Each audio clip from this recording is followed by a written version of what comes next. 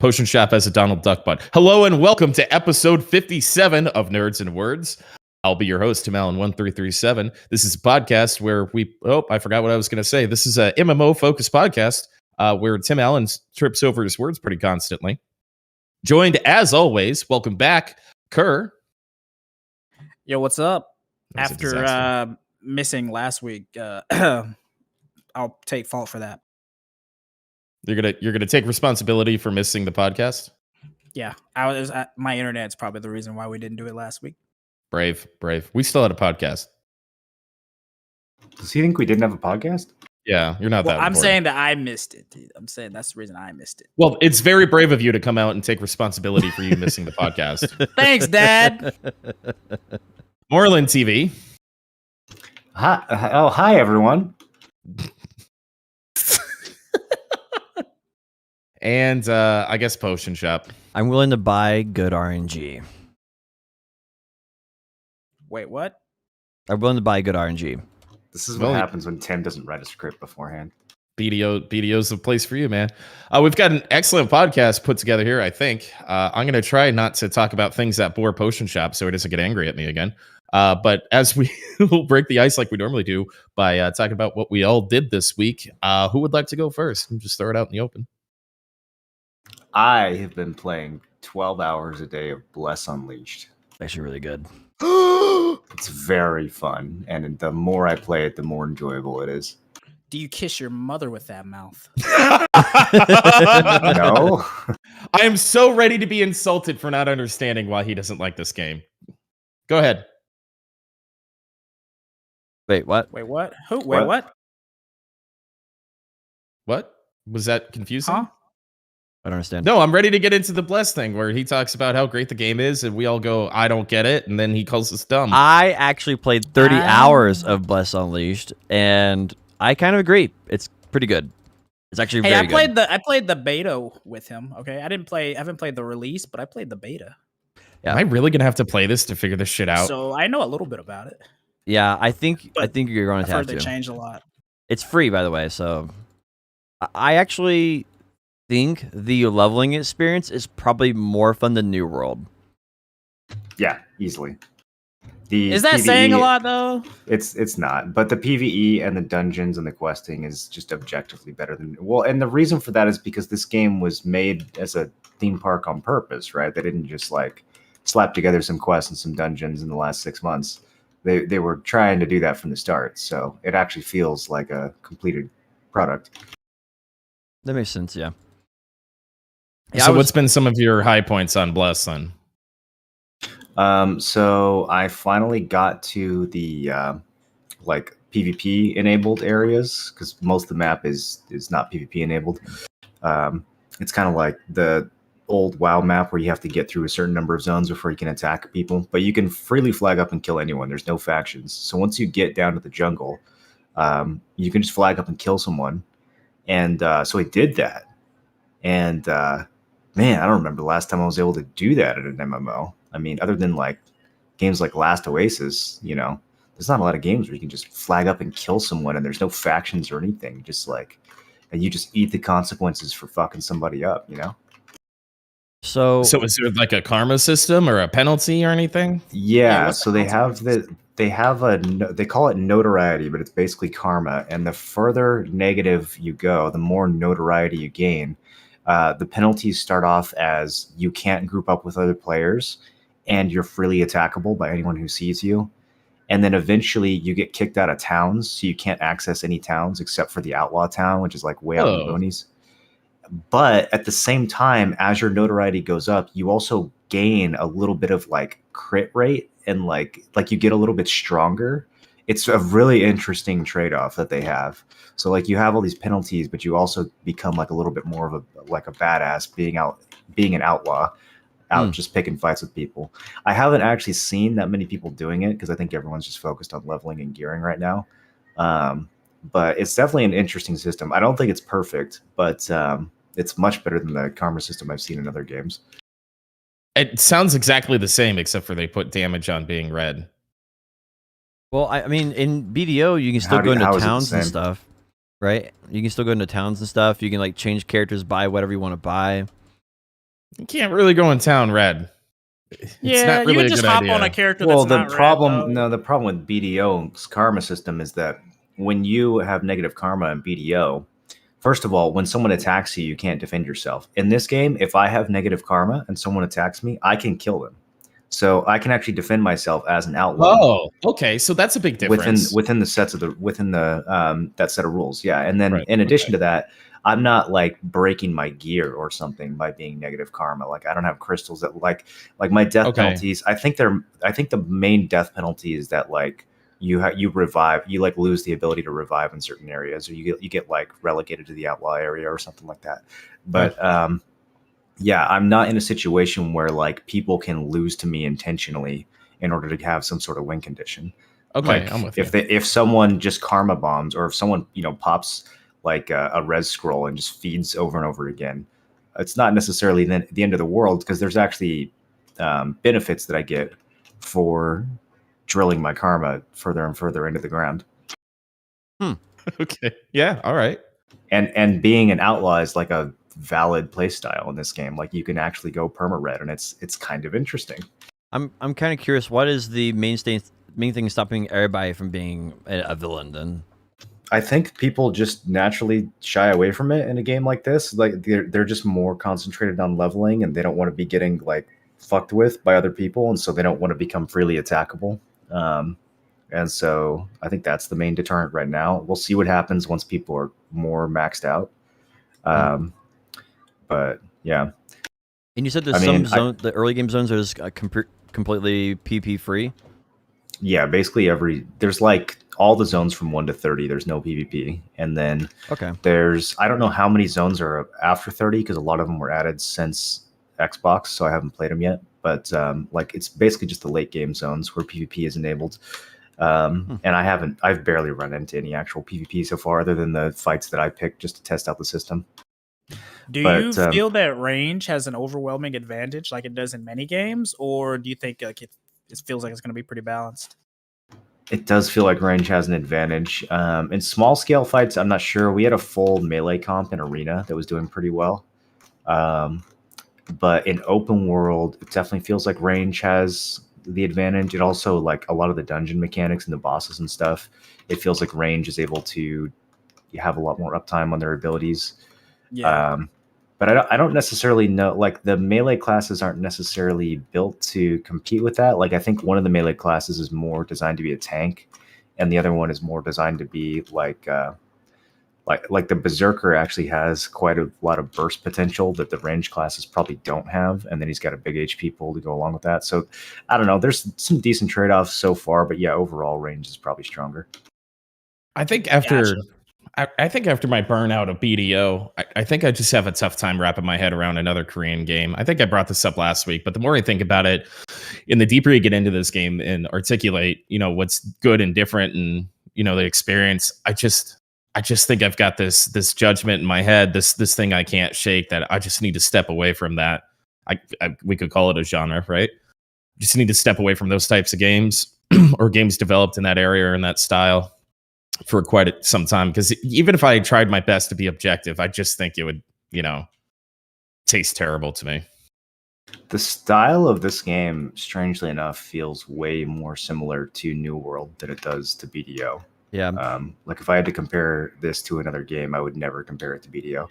I would say though that the probably the thing that you're looking for like that large scale, like everybody gets together and cooperates to accomplish some greater good, like take a territory or take a control of a zone or something. And I don't know there's anything like that, and it's probably what's missing for you. Like that's like the no, it's nothing like that. I can play games and not have to take things over, be in control or anything like that. I have a hankering for that, like we talked about last week, like once a year or something. But New World's definitely covering that. I can still enjoy other games and just be like a normal person, hang out, be a member of a guild, just level and enjoy the experience, all that kind of stuff. So it's not missing anything. I think it's the fact I just don't want to play a game with a cash shop that has any consequence towards like gear and progression right now, which I assume it has. I don't know. And then just like the style of the game, how it feels and looks, and the bings and the bongs and how it's put together. I don't know. I've thought about it the past couple weeks, and I really just think I need to get away from Korean MMOs for probably quite some time. And I think that's okay. I think the biggest thing, we've talked about this on Moreland stream many times, that like Bless has against it is that even though this current iteration from Bless is a completely different game, it still carries that name, which is probably going to be the biggest thing that hurts them and keeps people from giving it a shot, to be honest. Yeah, well, they also didn't do themselves any favor with the cash shop. I mean, the cash shop's not that bad. It's kind of like 2016 BDO cash shop. Yeah. So it's not nearly as bad as like the current BDO cash shop, but there's definitely some stuff in there where, especially if you don't play the game and you don't know what certain things are, you're looking at the numbers on some of these boosts and you're like, oh, that seems clearly pay to win. And in reality, it's kind of like, having an XP boost in BDO, not actually pay to win in the slightest because level doesn't matter in that game. But when you're looking at that from the outside, you're not doing yourself any favors when the game already has a questionable reputation and people see items like that they can buy. They just immediately assume it's pay to win and they move on to the next thing. Well, and if it isn't now, it will be soon. I think we've learned that from just about every game that has a shop. I think that's why everybody's so concerned about New World, right? If it truly does have pay to win, off the rip, it never gets better. It always gets worse. Always. Right. So yeah, that's true. The one thing for people who don't know about Bless Unleashed is there's basically two main currencies. There's like star seeds, which are used to buy gear off the marketplace. And then there is another currency called gold, and then that is used to upgrade your gear. And there's, I think, some other purposes for it and stuff, but that basically both of those are purchasable through the cash shop in, I think, a limited quantity. And so that's where the pay to win kind of comes in. But that doesn't really affect your gearing. That's not quite how it works, but it's you basically, like, the way the player market works is all based on star seeds, and you can buy like a mount or a costume off the cash shop and sell it on the market, kind of like how you can in BDO.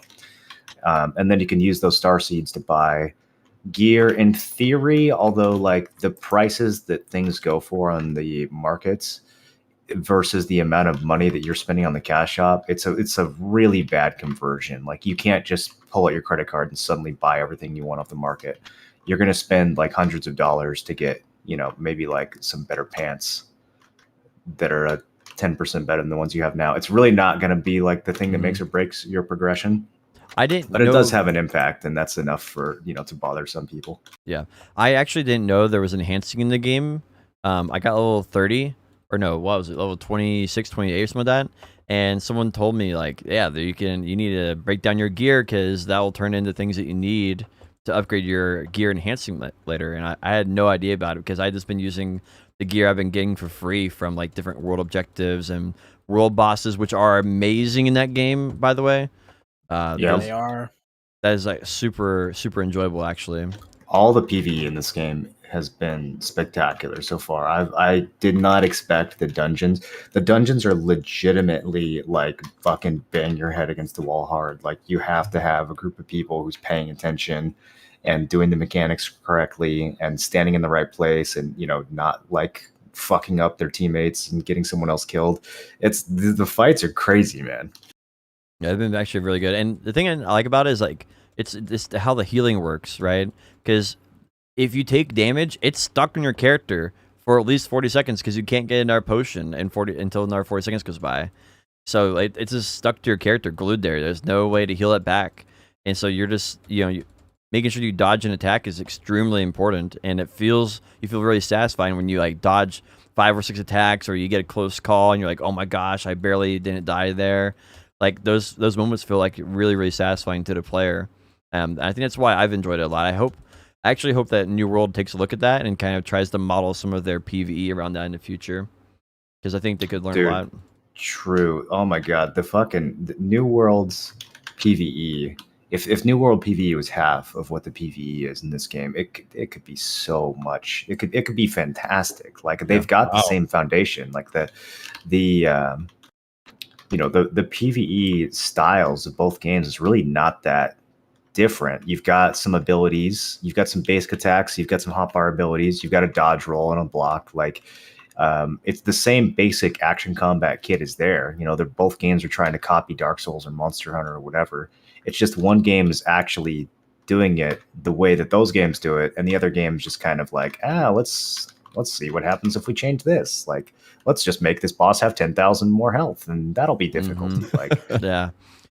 And the main thing is, like, in the most effective way of killing a mob in Bless Unleashed is dodging the attack so you don't die, so then you can do more damage.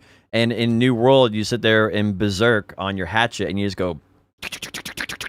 Well, and the mobs in Bless also properly telegraph their attacks and give you time to avoid them or react to them or whatever. Whereas the mobs in New World just turn their super armor on and hit you with unavoidable damage. And so you don't feel like trying to dodge anyways. You literally, like you said, you just pop Berserk and spam left click.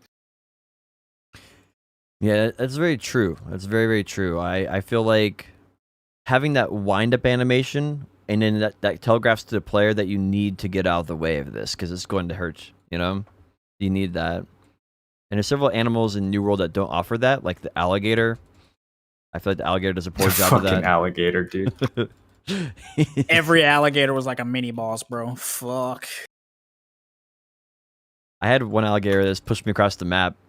You just dodge to the side right before it lunges at you. It takes like 2 alligators to learn it. It's not fucking hard. Mini boss. What? Not exactly. Yes, exactly. Talking about it's like instant lunging, unavoidable damage with no telegraph. Because he sits there in New World. He sits there with his mouth open, and the only way you can actually know if he's going to attack is you have an internal timer in your head saying 1 Mississippi, 2 Mississippi, 3 Mississippi. Oh, he's going to attack in 1 second. I gotta dodge out of the way. There's no like visual cue for that or sound cue to let you know that you need to. You know, he doesn't go and roar at you or something. You know, to let you know you need to get out of the way of his next attack. I guess you just have to have good intuition. The alligator's not like the worst example. Like, I did get to a sense after a while where I was just kind of like counting in my head and dodging whenever an alligator was chasing me, and I didn't want to deal with it. But a lot of the mobs, like the mobs in Perryville, or even like the mobs over in Spirios, there's so many mobs in that game. The mobs in the dungeons where they just flash white, instantly hit you, or they dive across like the wolves that you have to fight are so stupid. Even like the level 3 wolves in the very beginning starter area. The wolves are like teleporting across the screen when they attack you. It just makes no sense. They have a visual cue of when they're going to do that. They scruffle their butt and then lunge at you. Yeah, so and they're literally an easy mode version of alligators. And then you dodge roll, and they teleport across the fucking screen and appear on top of you, no matter which direction you dodged in. Well, it was a beta. I hope you reported that. They'll get it all figured out by launch. Yeah. I definitely feel like after playing both, there's definitely. I mean, I put 200 hours for goodness sake into New World, and I put 30 hours in Bless Unleashed. And 30 hours in Bless Unleashed, it's clearly better for the PvE balance. And I think a lot of that can just come down to this reducing the healing in New World. That way players actually are forced to dodge some of that. But some of it just comes down to actually them making better mobs. Because I feel like a lot of their mobs mechanics are just not quite good enough. So I didn't play, or I haven't played the current like official release, but I played a large amount of the beta. And one of the most annoying things was that the world bosses were so amazing, but they had this freaking like bloodlust like mechanic that made the bosses unbeatable. So they got rid of that? Okay, that's good. Yeah, that's gone. That's probably like my number one biggest. They got rid of the world boss in raging. So dungeon boss is still in rage. So you have kind of an inherent DPS check so that you can't just like, be like a 5 mage group that's just turtling and, dropping meteors for an hour. So bosses in dungeons will still berserk, but world bosses don't berserk anymore. And they've improved the scaling too. Like before, every single person who hit a world boss would scale its health up and they would become like unkillable. And they've mostly fixed that. It's not perfect, but you can actually have like 100 people hitting a boss now, and he doesn't gain like an infinite amount of HP from it. Okay, yeah, that's interesting. Yeah, that was probably some of the best, like the most fun I had in the game when I did try it in the beta. Was the doing the world bosses and kind of like keeping a track of like when they would spawn and stuff like that. And the rewards are so good. Like that's one of the things I love about this game is everything you do feels so fucking rewarding. Like you have a limited number of times where you can do certain objectives. Like there's some of the world bosses, you can only get a reward from them once. Other world bosses, you can only get a reward from them like once a day or once a week, right? So like you don't necessarily feel like you have to do the same thing over and over again, but you have a dozen different things that you can go do at any given time, and any of them feels like super rewarding and worth your time to do. Yeah, I think they've mastered the art of, like, in BDO, my objective is basically like I want to work on 3 things at the same time. So like currently it is hard cap energy, capital 20 in my armors, and any money I get I put towards black stars, right? That's like my 3 goals, and they all work at any grind spot I grind at, long as I drop Caphras. And so in that game, it just automatically happens. You don't have to choose your goal. You just playing through the game, you automatically get skill points, combat EXP, and you also get gear. And you're making 3 different progressions at the same time, no matter what you're doing. So if you're doing a world boss, maybe a world boss is a little better for skill points, if you've already done it before, right? Maybe you're doing a quest, it's better for skill points. Maybe you're doing the main storyline, it's better for EXP. Maybe you need some gear, so then you go and do like a particular activity for that, right? Like the region quest. And so like, well, and it's also interesting how some of those things become commodities. So like when you're doing the main quest, or even side quests, you'll get skill XP crystals, and you can decide if you want to eat those for skill XP or if you want to list them on the market and other players can buy them off you. So like, what do you want more? Do you want the gold or do you want the XP? Like there's some interesting trade-offs that emerge there too. Absolutely. I definitely feel like, for me, Bless Unleashed feels like an indie MMO, as far as like what my quality standards would be. It feels like an indie MMO, where New World feels like a AAA MMO, but also one that doesn't quite know what they're doing. Like this it feels like an indie MMO that knows what they're doing for a theme park game, while New World feels like a AAA MMO that doesn't know exactly everything they're doing, or in their case, maybe rushed in some cases, right? Man, it would be fascinating to compare the budgets of these 2 games. Like I would give anything to see those numbers. Yeah, that I would also like to see the difference. Like I know we'll never know, but it's like if they would have just put a different name on it, like how much different the buzz or like the willingness to give it a shot would be, especially because like people hear Bless and it's like a trigger word in like the MMO community, right? Where it's like, oh, gross, another cash grab. I actually think that what Final Fantasy XIV has done has kind of paved the way for other MMOs to have a redemption arc, but I don't think these guys are taking advantage of that at all. Like, if they wanted to turn the Bless franchise around, they should be doing interviews. They should do a fucking, whether it's a no-clip documentary or like, just talking to, YouTubers about what's going on. Like, I haven't seen, they should be going out of their way to explain, like, this is what we did to make the new studio. And this is how, we were all devastated after the original game. And this is, we fired this guy. And these were the mistakes that we made. If they did like any of the stuff that Yoshi P did when he was talking about fixing A Realm Reborn, then I think they could actually turn the game around. But the problem is, like, they're kind of just silently put their head down, and they did what they needed to do. Like, they made a good game here and they didn't rush it out. It's a completed product. It's not unfinished. It's not bugged. There's a couple issues here and there, but this is a very completed, fleshed out, like, good, solid MMO. And if they would just talk to people about what went wrong with Bless Online and what they did differently for Bless Unleashed, I think they could have like a Realm Reborn type narrative, but they haven't been doing that. And then on top of that, when people are opening up the cash shop and seeing what's in there, that doesn't help either. So I think if they had handled those 2 things better, they legitimately could have saved the brand. But at this point, I don't know. If you look at the Steam charts on it, the player base has been increasing. They had 75,000 players logged in at the same time yesterday.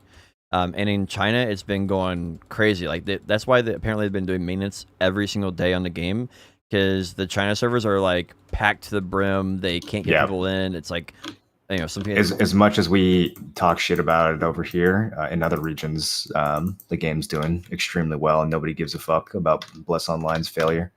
Yeah, and I do think it is, people are coming around to giving it another try. Obviously, there'll be some people who are just jaded forever. But I think the people who are jaded forever are much less than the majority of MMO players who have not tried the game yet.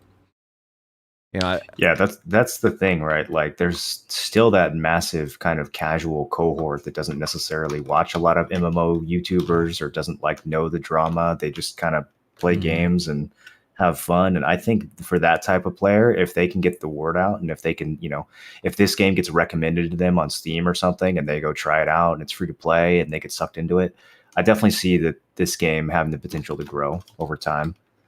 Absolutely. But I also it's frustrating how little effort they're putting into their PR. Like, I'm literally like DMing these guys on Discord, like, hello, like, can you guys, like, is anyone there? Are you guys going to have a partner program? Like, can you help me get the word out here? I'm talking to people about this game on Twitch for 12 hours a day, and I can't even get the story on like what changed from this game, since Bless Online. So it's very, very frustrating, that side of it.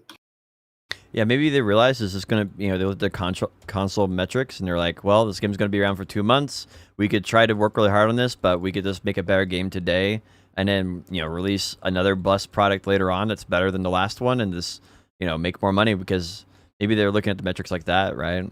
No, there's no way they expected this to be a 2-month game. They spent way too much time developing the PC port. They originally were going to release this port like 8 months ago, and they delayed it multiple times to get it right. If they just wanted to cash out, they would have done that they would have ported it over with the shitty console UI and just, had people deal with it. I think they actually went out of their way to try to make this game ready for a PC launch.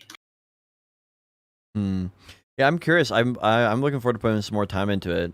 I think the 30 hours I put into it, like, I really want to get into see what the end game is more like, if there is one, and kind of want to experience the full game. I feel like they've earned that from me, just because the start of the game was so good.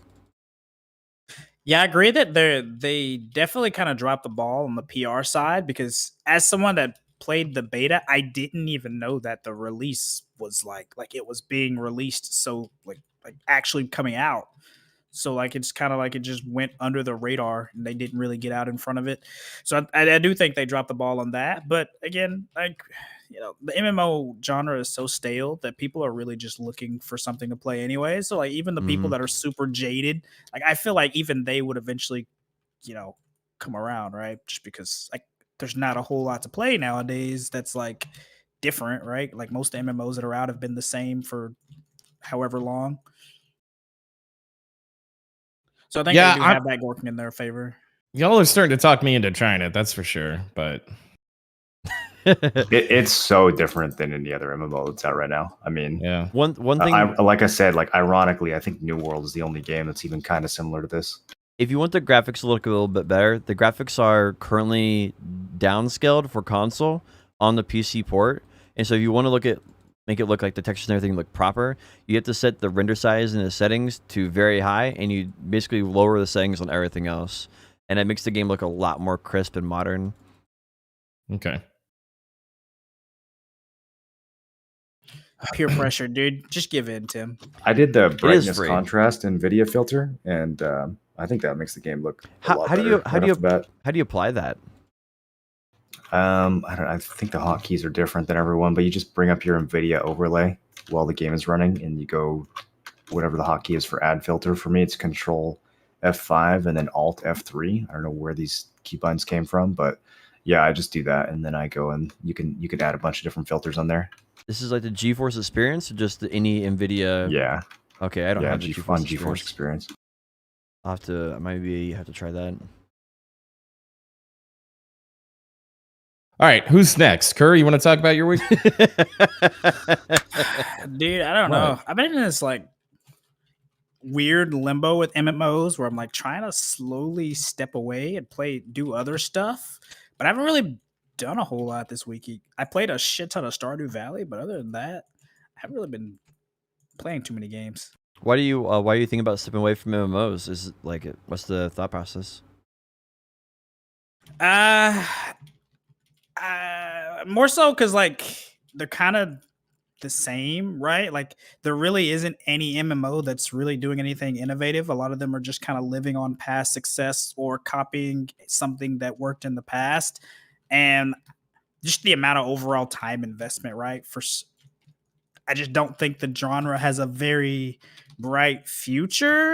And I just kind of been liking the games that I can just hop into, play a couple games here and there that aren't super big time sinks, like League of Legends and random stuff like that, right? Or Stardew, et cetera, et cetera. Like, don't get me wrong, MMOs are still my favorite genre, but I don't think they have a very bright future. And I think they're definitely on a big downward trend, at least until like something happens that someone does something innovative and kind of changes it up. But yeah, the genre is just very stale right now. Definitely right? feels like it's like a slow burn for sure. Like I definitely agree with like a slow burn on the genre. Is it like the leveling experience? Like what is the what would be an example of something you would say that is too common among MMOs these days?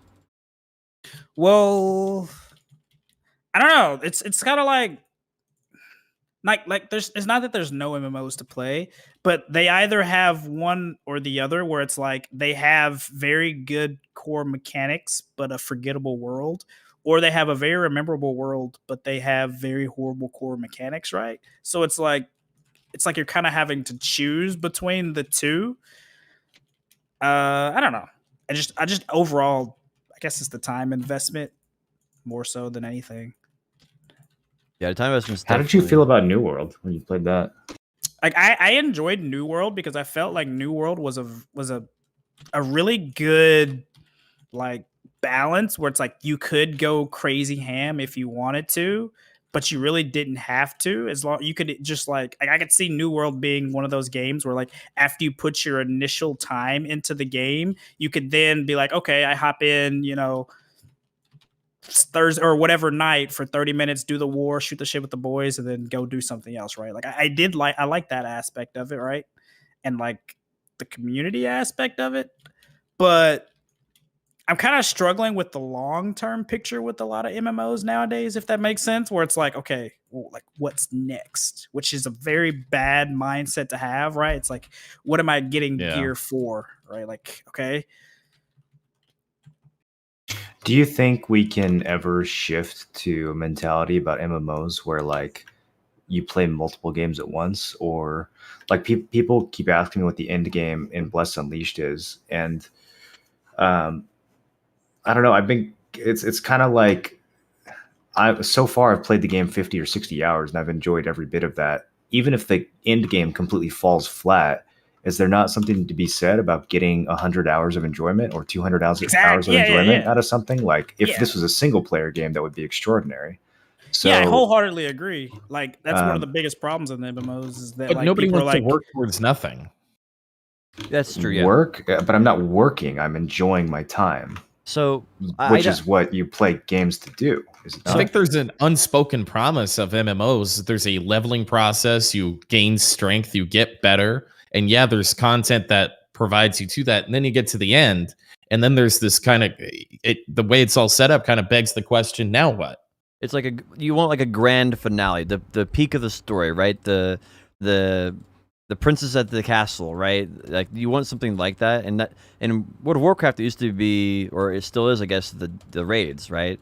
You even in Final Fantasy, even Final Fantasy VII had like the ultimate weapons and stuff, right? They had all this in-game content that was like bonus extra stuff. But then when you super powerful, when you complete that, the game's still just done, isn't it? Like yeah, but that's like it's like the ultimate achievement of your power fantasy, and you can choose to do that or not to do that, right? But that's like sort of the ultimate power fantasy. Like BDO is you go and do open world PvP or you do Siege.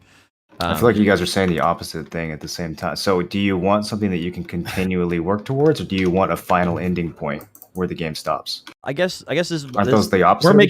We're making two very different points, which is a little frustrating. I think we're kind of like saying different things. With my thing, what I'm saying is that I just think the MMO genre in general doesn't have the crazy brightest of futures. Like, for example, I agree with Moreland in the sense that like I think that it's a big problem in the MMO genre that people think that they can't play more than one game, right? Like people feel like you have to quit one game to play another one, and you can't like have your enjoyment be the time that you get out of that game, right? You feel like you have to like burn your bridges and shit on everything like the time you had while playing that game, and I don't think that's a good mindset to have, but it's pretty prevalent in the MMO genre. So I guess the feeling that I have for repetitiveness, right, is the leveling up experience I've done before, right? I've done 1 to 60 in BDO. I did like 1 to 45 in like World of Warcraft. I've done like 1 to 30 in the Bless Unleashed. I've done 1 to, what is it in New Worlds? 60? 60. Yeah, I did 1 to 60 in New World.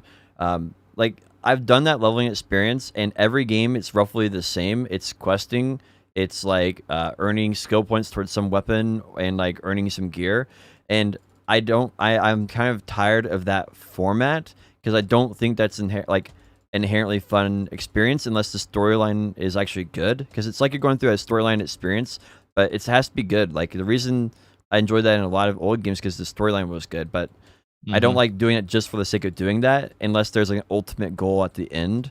That's been like the main thing that's kept me like I keep questioning this in Bless Unleashed, right? Like, why am I doing all this? Like, it's not like this is a terrible time leveling up and gearing up and all this, but I kind of, I've already done this a bazillion times. What's the ultimate treasure chest at the end of this path?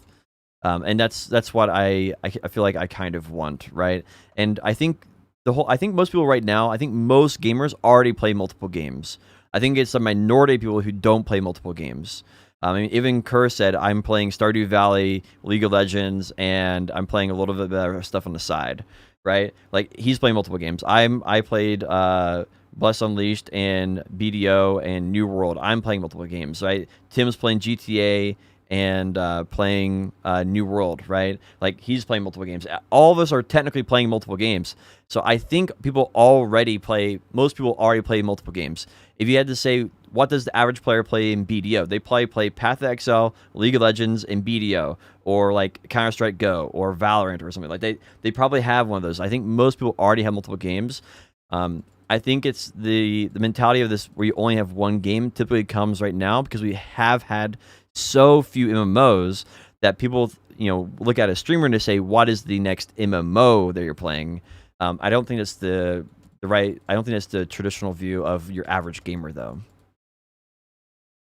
The end game question, I feel like people who are asking it don't actually understand why they're asking that question. There's like this weird way in which WoW players in particular have been trained to not like the first half of the game and slog through it so they can get to the good part. And I think this is the same way with FF14, right? There's a lot of people who look at that game and it's like, oh, it gets good after 100 hours is the current meme, right? Like, just keep playing and eventually it'll get good. And I think there's a lot of people who've played an MMO where they're forced to deal with a shitty, boring early game. Arcade is another one that comes to mind. I mean, really, almost any Eastern game has just an awfuling leveling system. And you have to slog through that to get to the actual game or the actual good parts of the game. But it feels like people have forgotten what it's like to just enjoy a game starting at level 1. And so what they're actually asking when they say, how's the end game? Is they're saying, is the slog at the beginning worth the content at the end? Mm-hmm. And that just seems like a fundamentally wrong question to ask. Shouldn't the question be more like, how has it been so far? Like, are you enjoying the game or not? Like, why it just seems it's so overly convoluted to me. If you play a game for 100 hours and then it ends, didn't you get 100 hours of enjoyment? Like, what's the end game of something like Valheim? That game doesn't have a story. You're literally just grinding the whole time, right? Things, man, you're conflating so many things. This is such a weird take, dude. No, like, what are we conflating? There's two different ideas. You're conflating. Okay, no, please go ahead, Potion. Yeah, there's two ideas here, right? One is there are some people who don't enjoy that leveling process, but they enjoy the end game. And then there's another group of people who enjoy the leveling process, and so they don't care what the end game is. And so there's two groups of people there who want different things. I typically am a person who wants the end game. I don't generally like the leveling process in games because I've done it a bazillion times. But the end game makes it all worth it. Like, the siege makes it worth it. Going for the 600 gear score in New World makes it worth it. This is like a perfect example of what I'm trying to talk about here. That makes utterly no sense to me. Everything you just said is like, it's like a weird begging the question that you guys are doing. Well, there's two different groups of people, right? One that enjoys leveling and one that does not enjoy leveling but that enjoys end game. And so you're saying that there's one group that enjoys progression and another group that just wants static content where progression is over. Is that what you're trying to say right now? Yeah, like there's some people who don't like leveling in World of Warcraft, but they love raiding, and there's some people who like leveling, but they don't like raiding. Right, but that's because the leveling is bad and the rating is good, right? Right. Like, so that's you're the point. still progressing when you're rating. You're still getting better and better gear. It's just your gear is changing and your level's not. But it's the same thing, just two different systems that are engaged. Well, then it's not the same thing if it's two different systems. It's two different things. It is the same thing. It's just being given to you in a different way. Rating is social, leveling is not, right? So I enjoy leveling in a single player game that is generally driven by story, emotion, theatrics, cinematics. And I think Final Fantasy XIV: A Realm Reborn is the closest thing at doing a good job that I have seen in an MMO in a long time. I think what you're maybe trying to say or communicate is that we shouldn't accept bad leveling in MMOs. Like, leveling in MMOs should be fun, and I agree with you. But leveling in MMOs outside of maybe 14 for some parts of that story, and it does dredge on, even though everybody's up fucking 14 skirt right now, is dog shit. They're all and bad. So when people come in and ask you, is it worth it?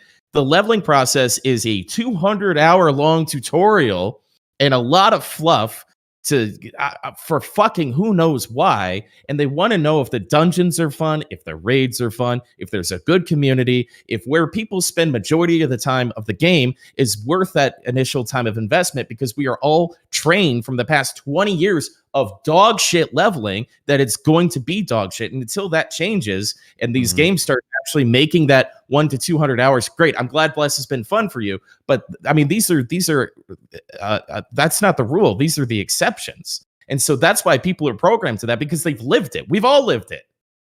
Yeah, I think. I feel like that's what I just said. No, you're I'm not like sure what the argument is. But if you had to compare Bless Unleashed, right? This is like the reason you get that question. Bless Unleashed leveling experience is garbage, even though it's better in the context of MMOs. It is garbage compared in the context of single player games. And so that's the standard right now for like Tim said, a narrative driven or emotionally driven or cutscenes, right? Yeah, play Witcher 2 or 3 or, Fallout or, something that really draws you in, or Mass Effect Trilogy. That when I think of a leveling process, right? Because that is technically leveling, but there's this huge story. SWTOR did it really well. I know a bunch of streamers have been going back to SWTOR because, I don't know, they played 14 or don't like 14 or whatever the case is. So they've been going to SWTOR and they've been doing that. That was one of my favorite leveling systems in a game that was theme park based. So, the way your argument was coming off is that we should all take the time to enjoy the leveling process, regardless of how good it is. That's how I took what you were saying. And the fact of the matter, no, that's a ridiculous take. That doesn't sound like something I would say. That's why I was freaking out about it. That's what it felt like you were saying, for sure. Yeah. You think I'm saying people should enjoy bad content? Well, I just force themselves. That's why it was so weird. Yeah. Bless Unleashed content is objectively bad for a gaming leveling experience compared to That's weird that it's objectively bad, because I've been thoroughly enjoying it, and the people I'm playing with have been as well. The progression is good, right? The progression feeling is good, but the actual the narrative enjoyment is terrible. Like, do you know what happens in the storyline? I'm sure you do. Do you know what objectively means? I mean, I'm sure. Like, I'm not saying everyone's going to enjoy it, but saying that it's objectively bad is absurd when there's clearly thousands of people who are having fun with it. Yeah, I think compared to gaming as a whole, it's bad. I do think it's a bad experience. That's why people ask what the end game's like. And if it wasn't bad, then people wouldn't be asking you the question. Yeah, I don't think asking that doesn't make any fucking sense. I mean, whether or not it's good or bad doesn't have anything to do with whether or not people are asking the question. People who don't play the game are going to ask the question. How would they know if it's good or bad? I'm going to have to re-listen to this conversation. I have no fucking idea what point either of you is trying to make right now, to be honest. I kind of opened a can of worms somehow, and I don't remember how we got here.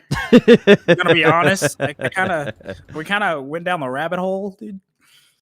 I guess like the last thought that I had on this was really, if you compare a narrative-driven single player game, that is a much better leveling experience, progression experience than MMOs currently offer.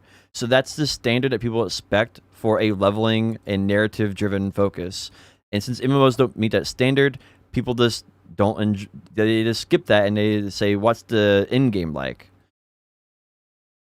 Right? It's the same reason why, if you people look at Final Fantasy 14, the combat is not action based like an FPS game or like D3 or Diablo 3 or Path of Exile or Destiny or whatever, right? It's not action focused like League of Legends. And so people don't ask if the combat's good in that game. They say, is the end game good, right? Because it just doesn't meet the current standard of that gamers have for action combat.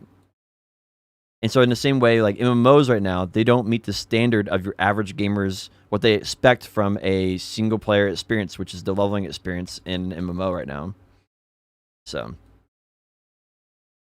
I think that's why people, and then the in-game experience of MMOs is why MMOs, I feel like, do way better at than other games, is always the end game, the social narrative. I guess the reason why it feels like we're going in circles here is because your entire argument is predicated on the fact that the pre-end game of this game that we're playing is bad, even though you've already spent 30 hours on it. You're nowhere close to end game, and you seem to have enjoyed yourself.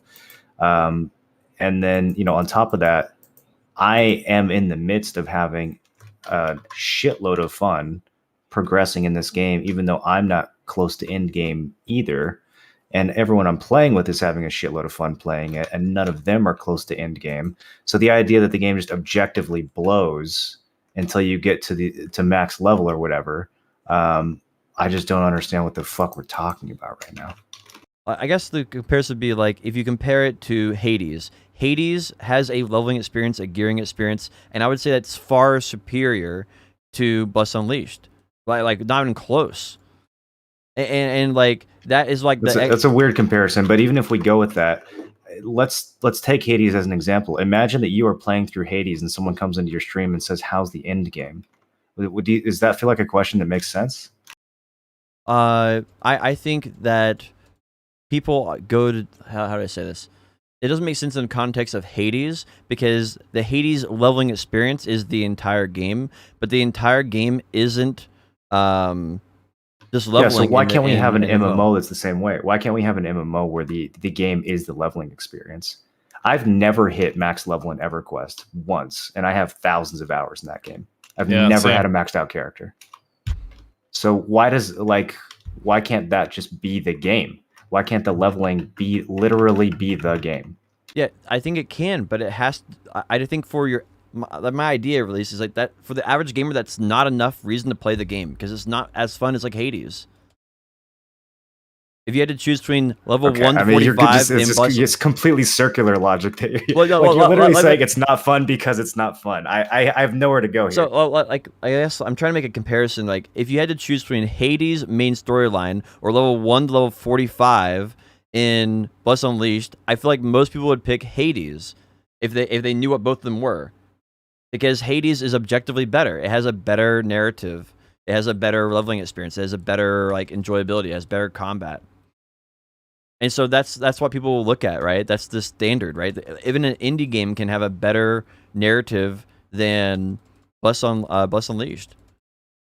And so that's EverQuest has literally no narrative at all that I'm aware of. Yeah, but that is a sandbox game, isn't it? Never maxed out. It's not a sandbox game. I don't know what it is. I've never played EverQuest, so I can't really relate to it. It is literally the father of theme park MMOs. It is WoW 0.5. It is on the rails leveling. And no one has any idea what the fuck the story is even about. And it's fantastic. Yeah, I feel like that's not the compare. I'm not comparing it to EverQuest because I don't know what EverQuest is. I'm comparing Bless Unleashed and your average MMO leveling experience, which is not awesome, to a typical single player campaign, which is the objective standard right now that people want. And what I'm saying is that the problem with bad leveling is that it's bad leveling. Like the idea that you have to have an MMO has to have some final max level content that you're slogging towards, and that you're enduring the leveling in the process. Like, to me, that just seems like people are coming into it with a certain expectation that the game follows like the WoW structure in some regard. I think it's fully possible for the quote unquote early game or whatever, that gameplay loop to be the entire game. And I think if you look at something like Valheim, that's a perfect example of what I'm trying to say. What's the end game of Valheim? What's the story of Valheim? Like, it's all just the gameplay loop in the first 5 minutes of Valheim is the same that it is 500 hours into Valheim. Roguelikes aren't MMOs though. You can't compare them. So like if you had to say like, is Valheim leveling experience and like gearing experience and like experience better than Bless Unleashed? And the answer is yes. And that again is another standard that Bless Unleashed does not meet the same standard in my opinion. I think that's a highly subjective take that's going to split depending on who you ask. We just got to compare MMOs to MMOs. You guys are comparing roguelikes to MMO leveling processes. You're on fucking Mars right now. That's not a roguelike. Valheim's a roguelike now? Valheim is not a roguelike. Whatever, a Minecraft fuck. It's not an MMO. You can have 5 people on a server. It's a single player experience. That's what it is. It's a single player experience. If you play through an MMO that's a theme park, it's a single player experience until you get to something that's super in-game or a dungeon. People are asking because we've lived through the reality of 20 years of a couple of exceptions, but 20 years of a bad leveling experience. That's why people are asking. It has nothing to do with Valheim or roguelikes or anything else.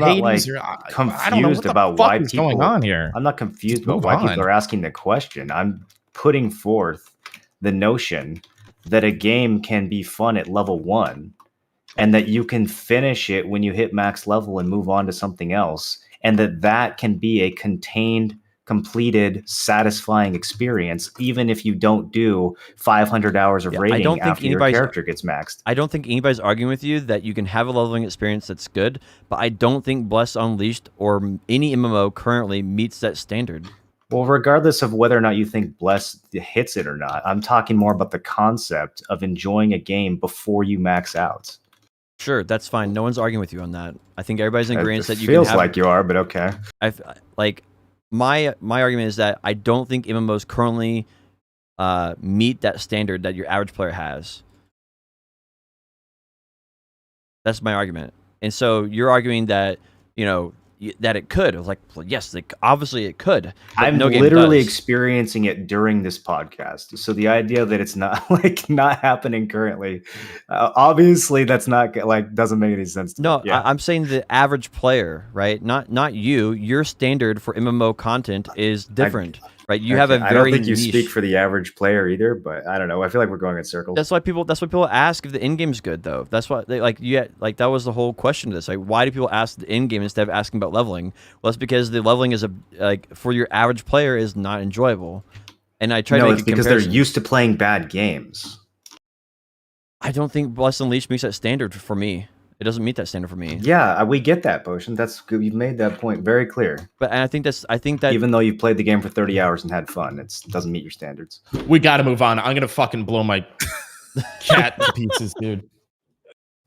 All right. Get it? I think we all know where everybody's that was my week. Who's next?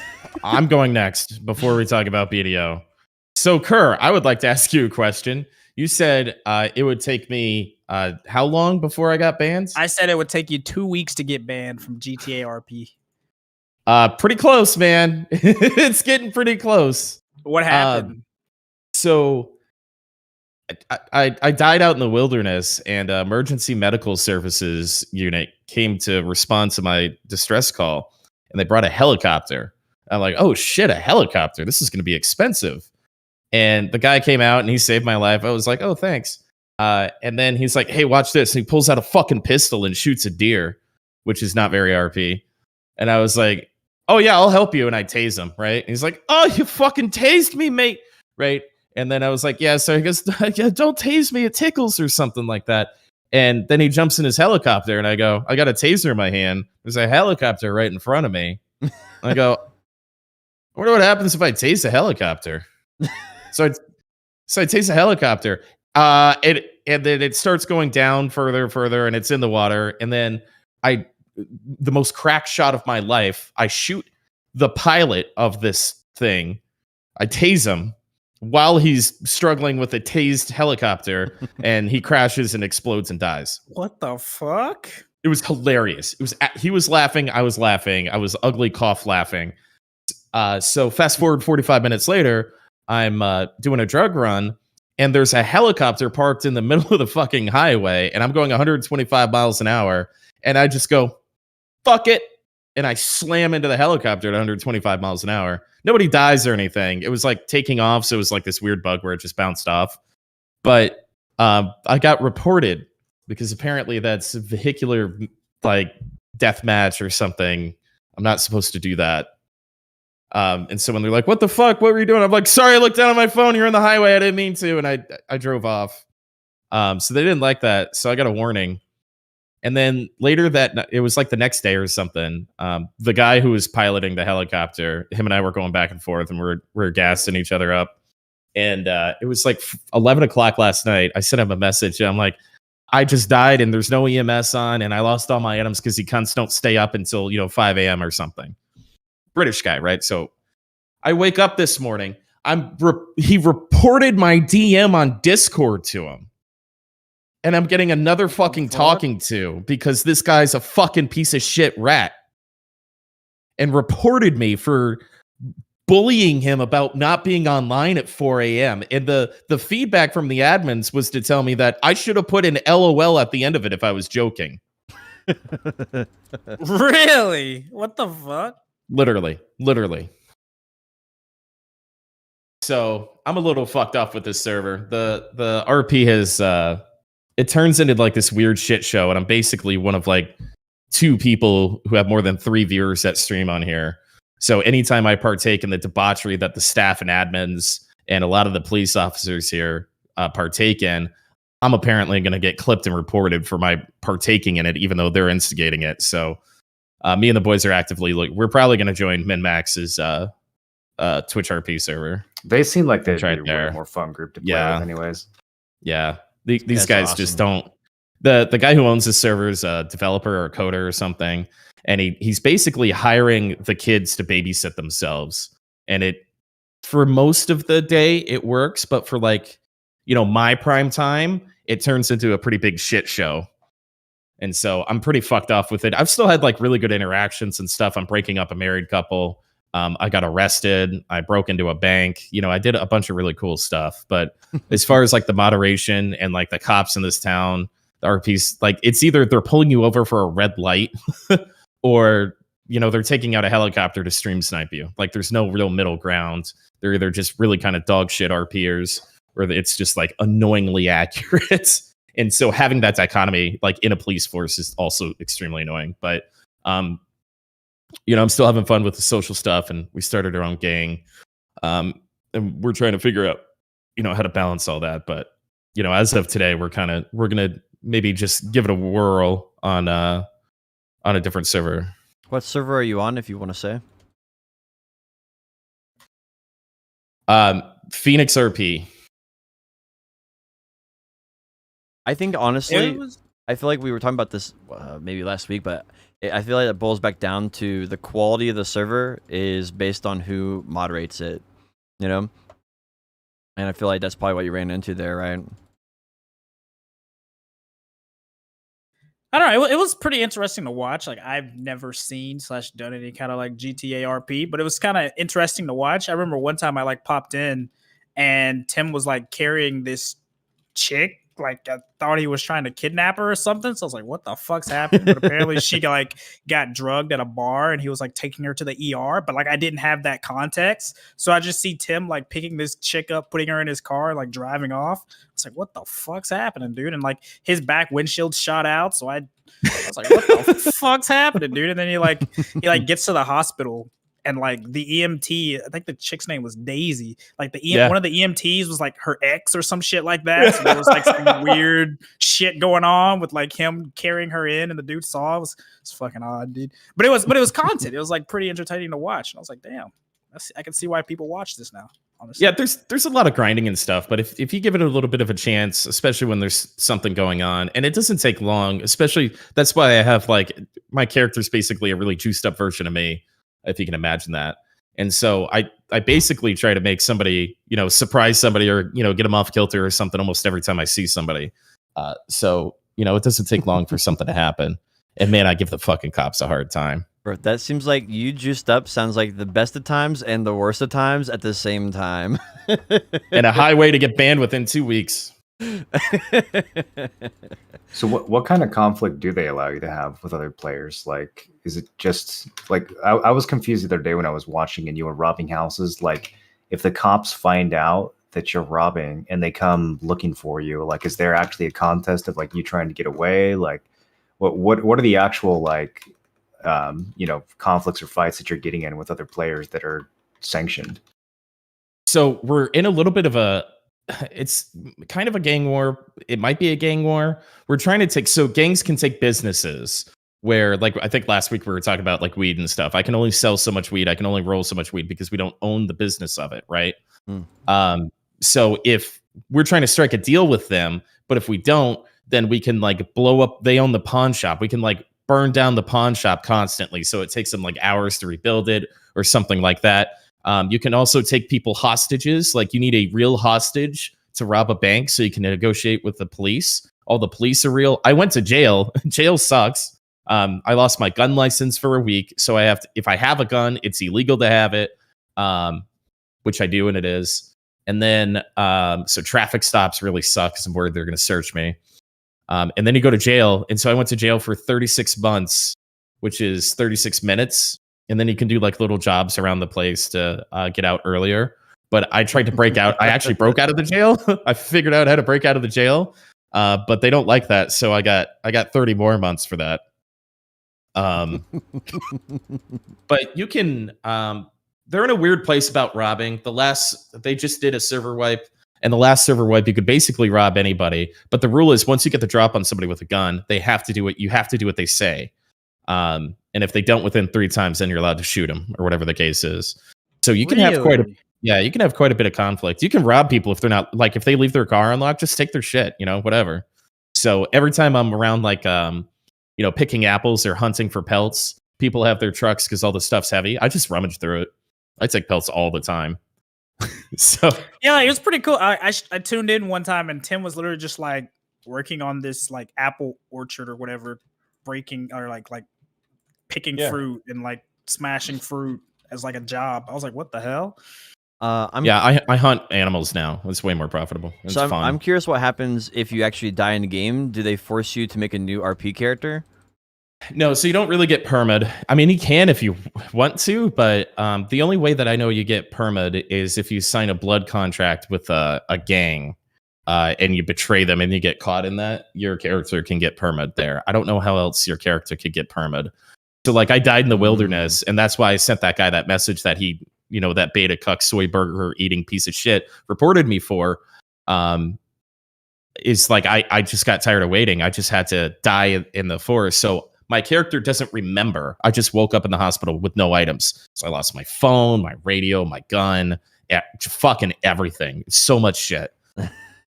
So you can wait as long as you want for emergency medical services, but the fact of the matter is this server, they're only on for like 8 to 10 hours.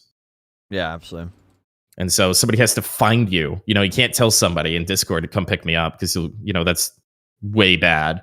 So nobody was ever going to find me, so I just had to die. Yeah, yeah, that's called metagaming. So that's called metagaming. You got to have like a trace trail. Like I'm going here at this time until like you're like somebody always, Yeah.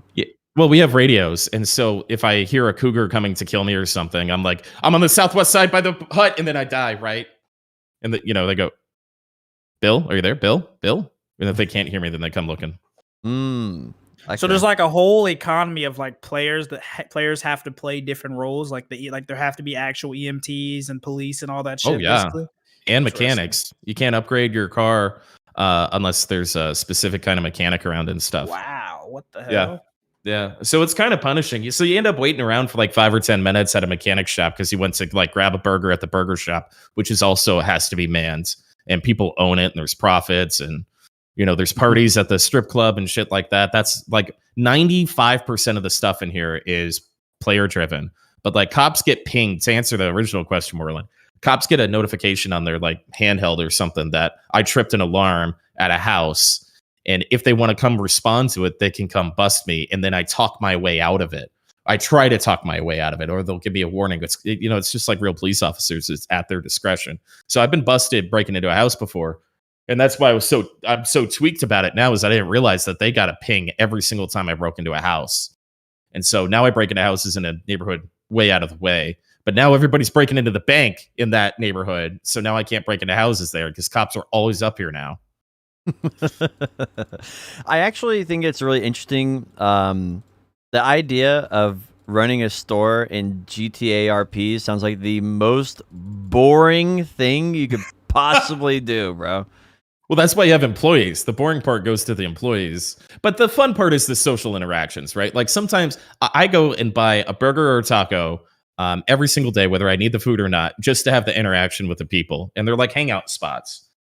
Right. So they're hangout spots where you can make money. So like the strip club doesn't really sell anything. I guess they sell booze, but most people have it on them already and they charge at the door.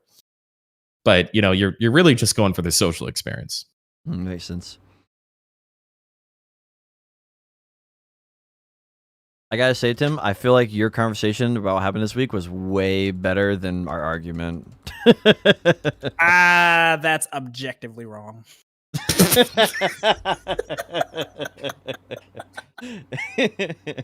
So I'm gonna when we test. could actually have real discussions on the podcast.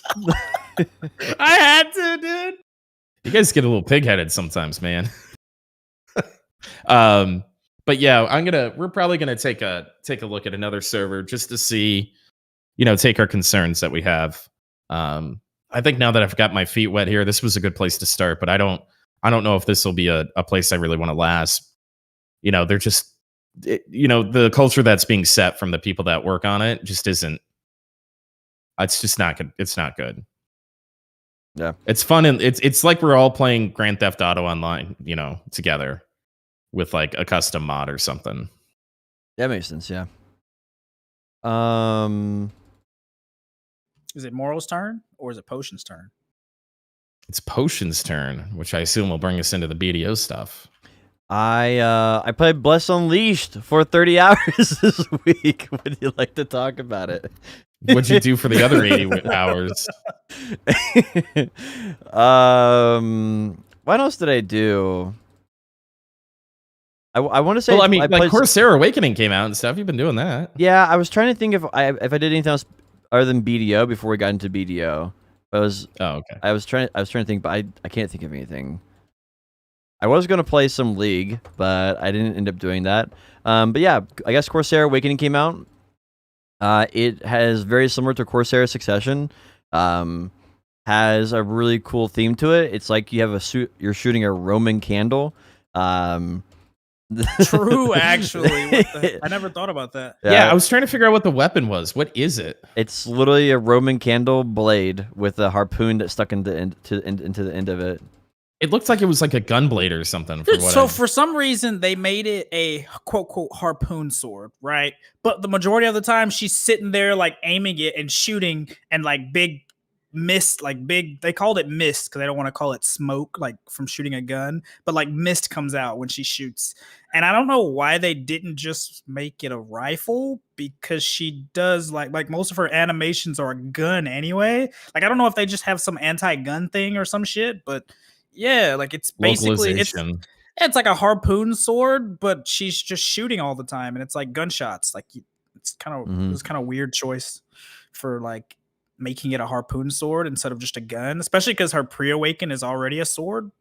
So yeah, it's basically they combined the idea of a harpoon, anchor, the little Creo, fireworks, and a rifle all into like the same thing. They made like some of this hodgepodge combination of all of that. Is what it kind of feels like.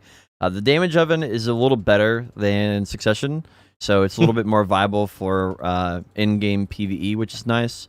It has crazy long-range attacks, so I imagine you can literally stand still and just shoot like over and over again, nonstop. Blam, blam, blam, blam, blam, blam. Bro, blam. that shit literally looks like the perfect RBF class, and it pisses me off because they'll like so now. And RBF was already a fuck fest with like all the mages and DKs and sages and shit just base camping you. Now you'll have like 10 Corsairs setting up their Crew fucking cannons, right? And you have all these little fucking otters talking shit in chat and like shooting cannons into your like spawn point.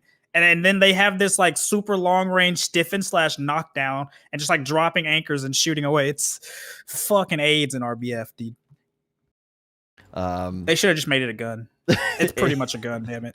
It is a little. I think it's gonna be very toxic for large scale PvP. I think for small scale, it probably just depends on our super armors and how they balance the mobility on the class, because it does have a fairly good amount of mobility. Yeah, I think it's overall. I think the class is pretty fun. Like, I think it's it's a silly. I guess what I'd say, it's a silly class, and because it's silly, it's kind of fun. I think the actual gameplay, the feeling of the gameplay, is less enjoyable than Corsair Succession. But because it has like that silly, like an anchor comes out of the sky, you summon your Creo, he goes and fires a cannon off. Like, it's like some silly, like, you know, like almost like it's the first time I felt like BDO actually sat back and was like, let's see if we can make something that's actually kind of like a game, right? Can you give us an example of that animation again? The little clap. That's exactly what he does. He does like this little head pat. That's what he does. He does this like a little head pat and goes blam, and it shoots off his cannon.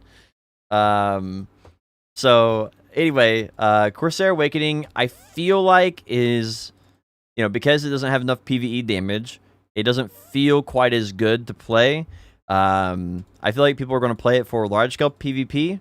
And I think other than that, it's pretty much dead on arrival. I feel like most people are like, if you're going to play Corsair, you'll probably play Succession because it's just simply more fun. And it's not like a big damage nerf. I feel like that's what the sentiment that I've kind of had so far. Most people in my chat are like, nah, it's just another class, another Succession. You think people in large scale PvP play a class because it's fun? Yeah, but I don't think large scale PvP. Well, speaking of large scale PvP, but yeah, I don't think large scale PvP is like the main reason people play anymore. I don't think there's a big community for that. Well, have you seen what's been happening in the Siege scene? Yeah, the Valencia, they had 20 guilds placed on Valencia. Do you know what's going on? I don't know. Do you understand I don't know. what's happening? Well, so I mean, the T1, since it's capped, the T1 guilds apparently, and forgive me, this is like secondhand information, right? The T1 guilds have been like placing to fuck with the Siege guilds because the gear's been capped. And then Moreland's just having none of this BDO conversation. He's just out. And then, but it cost $1 billion silver to drop for Siege now, which is something I thought should have happened fucking years ago. So hats off to them for that decision. And so they're trying to bleed these guys dry, but the T1 guilds are like wiping off the Siege guilds and then just leaving the fucking territory. Yeah, there's these like some of the servers have these alliances where their main goal is to stalemate the territory so everybody gets 500 million silver. So basically what they do is they like, if you don't agree to join their like little, I don't know, stage thing where they like what was the word? Liberate the territory, right? Where like nobody wins, you get zerged down. So they have these like forms or like list of people that are in the alliance, and if you're not in the alliance, then you get zerged down. So everybody can get their 500 mil. It's like I gotta say, it's kind of weird. It is a little bad for the overall PvP, but it has been really fun watching like big streamers and big guilds. They're like, we're getting crushed. What do we do? And it's just it's like 500 people just crushing their base. There's like have no chance whatsoever. It's so hilarious. It has been funny to watch people bitch and moan about like, oh my god, dude, they're ruining PvP. It's not fun. It's like, well. Look what you've been fucking doing. Your own medicine, bro. It's like it's kind of hilarious to watch you guys get fucked over by some T1 guilds, though. Pretty hilarious. Yeah. But like I do want to pull back to a statement I made a while ago where I said, even if they do make these really prudent and appropriate changes, I think it's just too late, and the community has gotten so toxic and so used to killing itself over and over again that whatever they do, they're going to find some way to fucking make it a cat box all over it again. Yeah, I mean, it's going to take a lot more of what they've been doing. Like, I mean, I feel like they have like one step of 10. I mean, they are trying really hard for these quality of lives. Like, we can go through these real quick. Obviously, Corsair Awakening came out. They made it where you can get your pin Kaposha in 10 minutes. You just make your season character. You get to level 20. You talk to Fugar. You complete the quest because you're level 20. And then you get your pin Kaposha. That's literally all it takes. It took me, I timed it 10 minutes. It took me the entire 10 minutes. Hell yeah. I might log on and get my neck back that I blew up. It's literally 10 minutes for it. It's super easy. Narda's ban for 100 fail stack and above is now 30 seconds instead of 10, 15 minutes, whatever it was. That still doesn't make sense. Never should have been there in the first place, but we'll take it. Yeah, like 30, why is it 30? Why is it 30 seconds? That still doesn't make sense. Yeah, I feel like they're just like they don't want to hurt the guy's feelings who implemented it, so they're like, well, let's make it 30 seconds. It's still there. Like your ID was fine. Like it's probably some weird internal thing. I don't know, but it's nice that that's not a big deal anymore. Like you basically exchange your fail stack. You wait there for 5 seconds, and then you click it, and then you wait another 5 seconds, and you can change it back or whatever. It must be like a support thing. Like maybe they think people are misclicking it and using the wrong stack, and then they don't want to have to like answer support tickets. I don't know. Maybe. I've always been confused as to why that exists. Yeah, I don't know. So that is a good quality of life, though. Costume prices have been increased, so they now sell for 470 million, and you get 420 crons. That's the new conversion rate. So costumes are pretty easy to get. Elvia Buff is no longer a weapon, so you don't have to equip the weapon and then when it expires, equip your regular weapon again. It's now a buff that's on your character and it swirls around your character. Are you serious, dude? Yeah, so now it's a buff that pops up. I think it's on your buff bar. It's 10 minutes, and when it's on you, there's like a little red spirit that'll fly around you, or a blue spirit, or a yellow spirit that'll fly around your character. Finally. Good. Yeah, good. That's so funny, dude. That's so funny. Yeah, I wish it. There's nothing wrong with a weapon, man. There's nothing wrong with it. The problem was it was really frustrating because if your character was in some like idle animation, like I'm messing with my weapon for an extra half second because you stood still, you couldn't equip your weapon until your character was done with their idle animation, and they probably should just fix that instead of changing it to a spirit buff, right? But it is a really, really good quality of life because the problem was it was frustrating to put your weapon on and stuff. And the way you could work around that is you put the weapon on your hotbar, and then you could equip your weapon when you're in your idle animation. And so that was your way. Or hit like A and D, to get out of the idle animation, or S. Yep, you have changing gear in the combat in this game is one of the hard. Holy shit! It's just super frustrating. It's funny because I just feel like everyone said that the first week that a Doom came out. We were all like, "Hey, can you just make this a buff instead of a weapon?" And then they responded by making the weapon like auto equip or auto unequip or whatever. They kind of like tried to smooth it out. And then 6 months later, they're like, fuck it, let's just make it a buff. I just Korea the finally whole process said it, okay, is dude? so funny, man. Like the whole process that they make these changes cracks me up. Listen, if NAEU says it, that shit will go into the bin, okay? But since Korea finally said it, we'll make it a buff. We got you. Apparently, they've been doing these developer streams with like the head developers have been doing a stream like once a week in Korea. And then they basically just take all the feedback and questions that they've been getting and answer all those, and they take the feedback and just put it right into the game. That's what they've been doing like almost every week. Like they even said for this Elvia weapon change, they said we got a lot of feedback on this during their last interview, and we wanted to wait a week or two to do this, but we figured we'd rush it instead, and so here it is. Apparently it's like 3-4 days after the last one or whatever.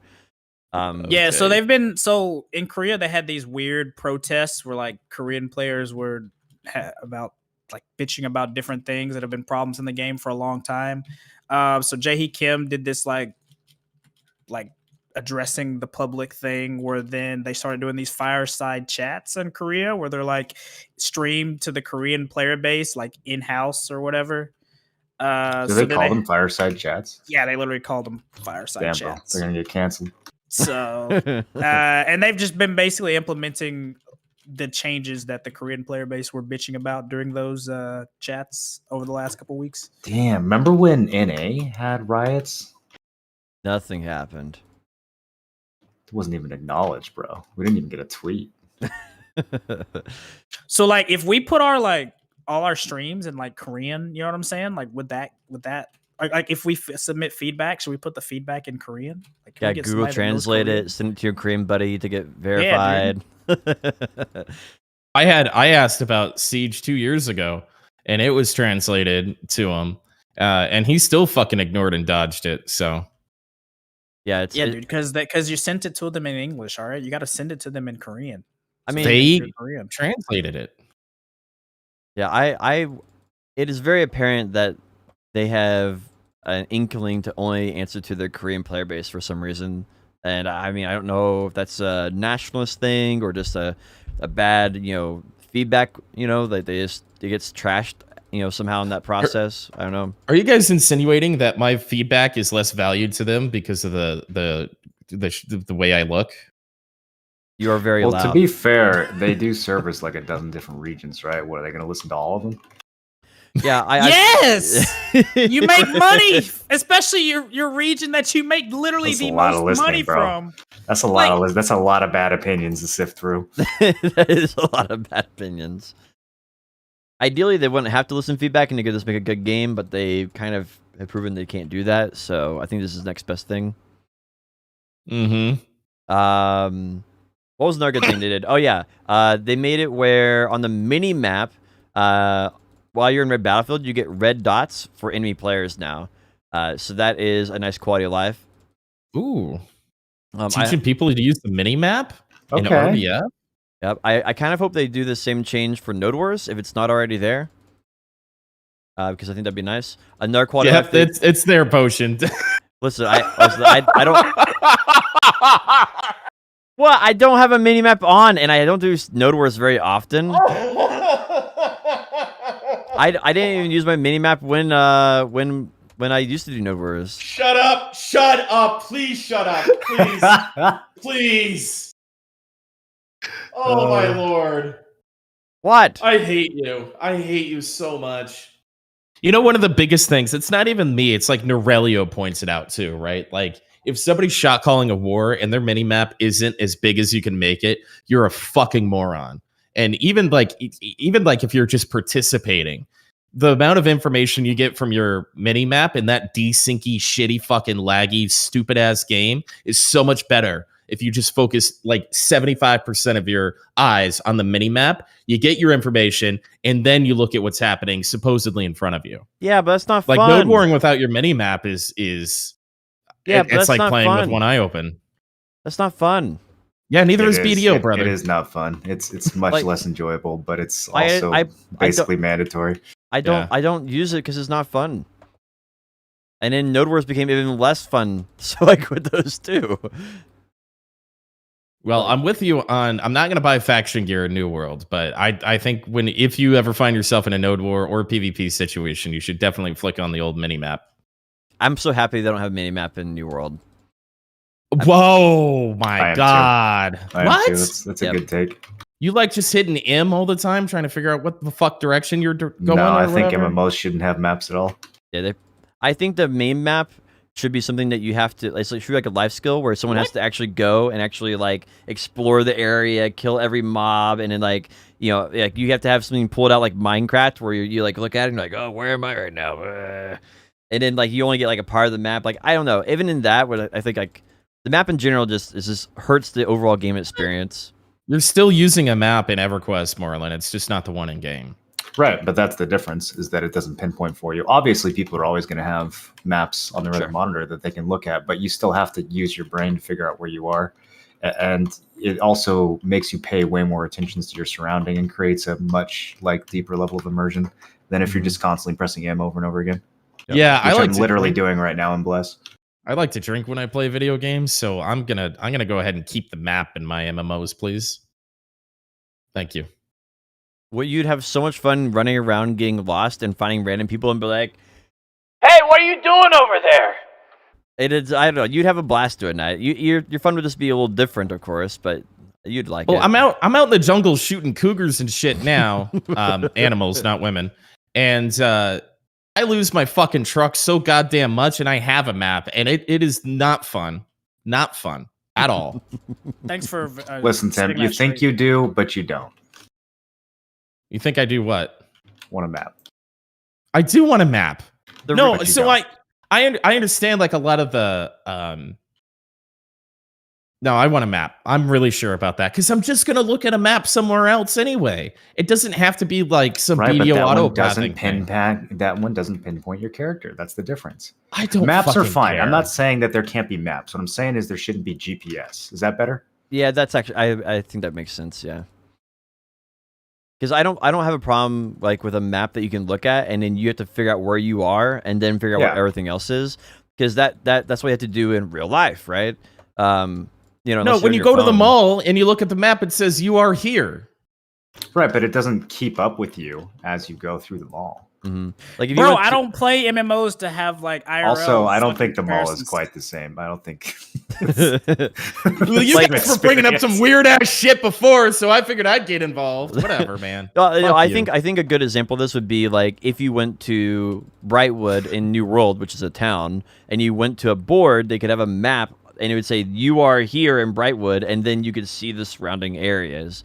And then you would be like, okay, I need to go down, and then when I hit this fork, I need to go to the left. All right, I got it. And that would make it where there was like a little bit of planning and a little bit of strategy, and I think that'd be like an enjoyable experience. Anyway, I don't like mini maps.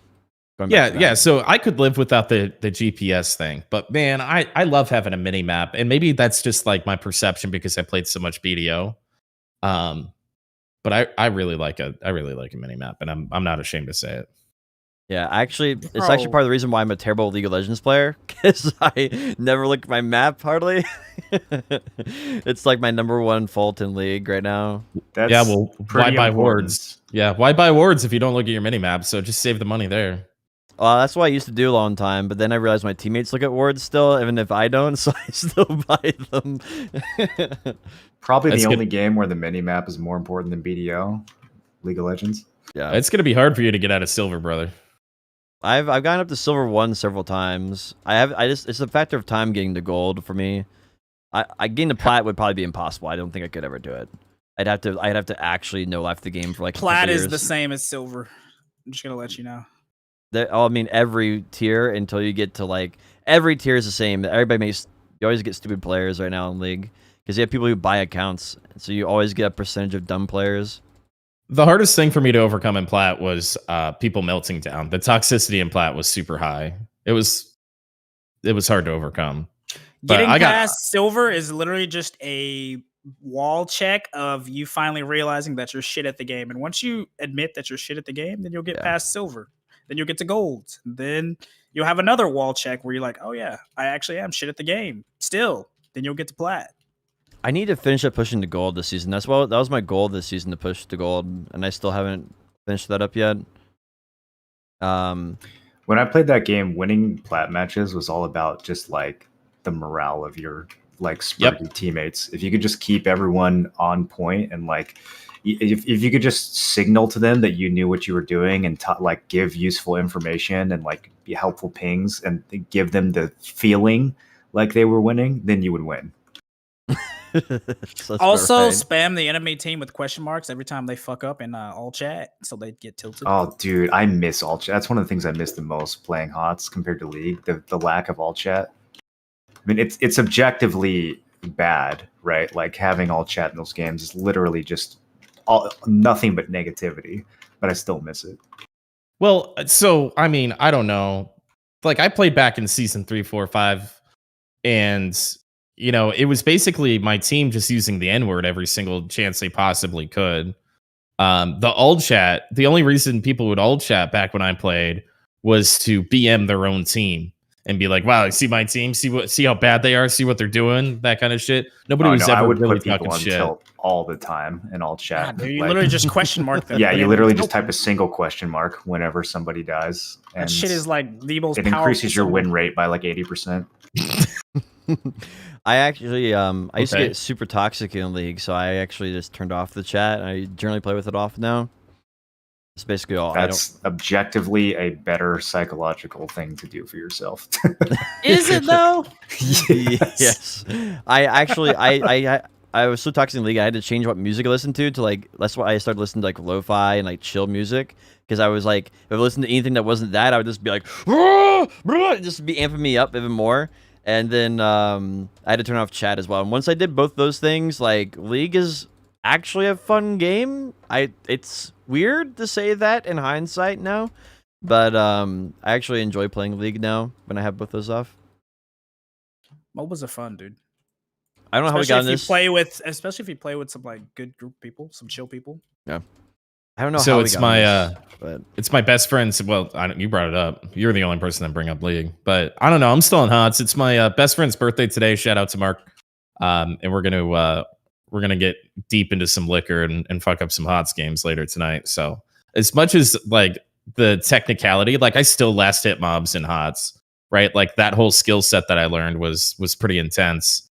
But I could never go back to it. Never go back to it. You know, it's like the same reason I'm not going to go back to BDO. It just brings out such bad characteristics that need to be shoved down and, you know, identify them, deal with them, but maybe don't give them a reason to come out on the daily. yeah. If you guys want to really get chat fired up, we can talk about why HOTS is objectively a better MOBA than League. That would be an also interesting true. conversation. Yeah. Here's the Storm is definitely a better MOBA than League of Legends. It just cut out all of the holy shit. tedious bad parts of League of Legends. Too bad they have dog shit devs.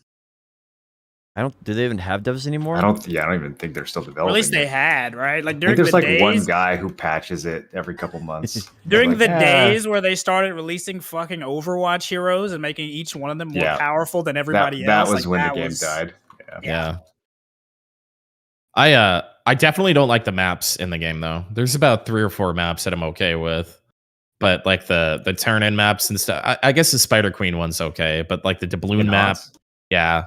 Like some of the maps The only that they bad have maps are the pretty Overwatch bad. maps. It's the same as the heroes. All the bad ones are from Overwatch. No, the doubloon, the Booty Bay thing is really terrible. That's an awful map. Yeah, that map is from like fucking Alpha. It's probably the oldest map in rotation. What do you think makes those maps They worse? took it out for a while.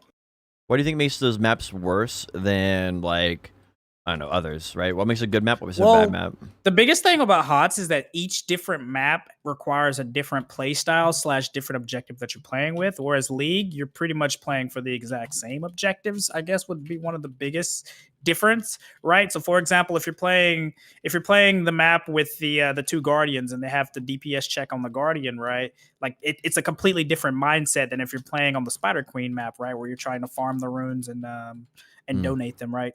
Like there's different mechanics and like objectives on every map, which is one of the nicest things that I liked about HOTS, honestly. I think it comes down to like pacing and rotations too. On a lot of the maps in HOTS, you can't just you have to actually have good instincts to know what your opponent is going to do next. Whereas some of the bad maps, like the Overwatch maps, you always know exactly where your other team is and what they're doing and why. There's no mystery to it. There's no strategy to it. It's very fucking brain dead. Whereas other maps, there's actually you have to be paying attention to know when that camp is going to get taken or which lane is going to get rotated on next. There's a little bit more of a back and forth. Mm-hmm. And on the bad maps, there's just no mystery at all. It's like, okay, we're all just running the script now until the game ends. It's just way less interesting. Yeah. I don't know. So I guess to me, draft play in HOTS is kind of weird, for a game that's half alive. For me, I think the real fun in HOTS is getting the boys together, crack open a cold one and quick match.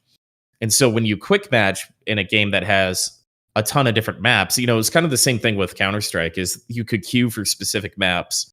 I think adding that feature to HOTS would be awesome. Awesome. It's quick match. Who cares, right?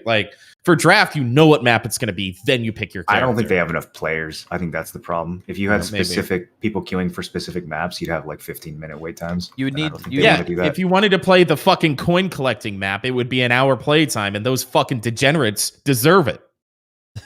I feel like what you would probably do is you let people select maps that they want to play, and you select maps that they don't want to play. And you give them and then that way it's weighted a little bit, and the maps that are selected are based on what the people in that match like. Yeah, even that would be a very good way of doing it, but that would require them to actually actively develop the game, which I'm pretty sure they're done doing. Yeah. There's been a bug in that game where the ready button disappears from quick match for at least a year, and they still haven't fixed it. Ooh, yeah. Yeah, the UI in that game leaves something to be desired. For sure. Pretty sure that ready button bug has been there for 2.5 years. Honestly, Very possible. I'm pretty sure that bug's been there for a long time. I guess jumping back into, I want to go back to BDO and kind of finish up what they have there. Of course you do. Yeah. The last 2 quality of life changes that they said were annex buildings. You now buy an annex building tool set, and then you can build any annex building you want. So you don't have to like get like 20 of one, 3 of the other, and whatever anymore. Oh, you don't have to go in a chain? That's big, dude. Yep. Wow. Very, very nice quality of change. And I think they all weigh like 50 LT a piece, so you can grab like 20 or 30 of them or whatever it is. Wait, what? Do they need to have weight? That's something that always drove me crazy. Like, do they really need to be heavy? Couldn't they just put like a numeric cap on how many you could have in your inventory? I guess that would be more work. But Wait, the how weight many? thing Wait, just always seems so lazy. I thought we were talking about something else. What are we talking about? Annexes, like flame towers and shit. Why so they don't have what now? They have there's a tool set you can buy now, and you can build anything out of it.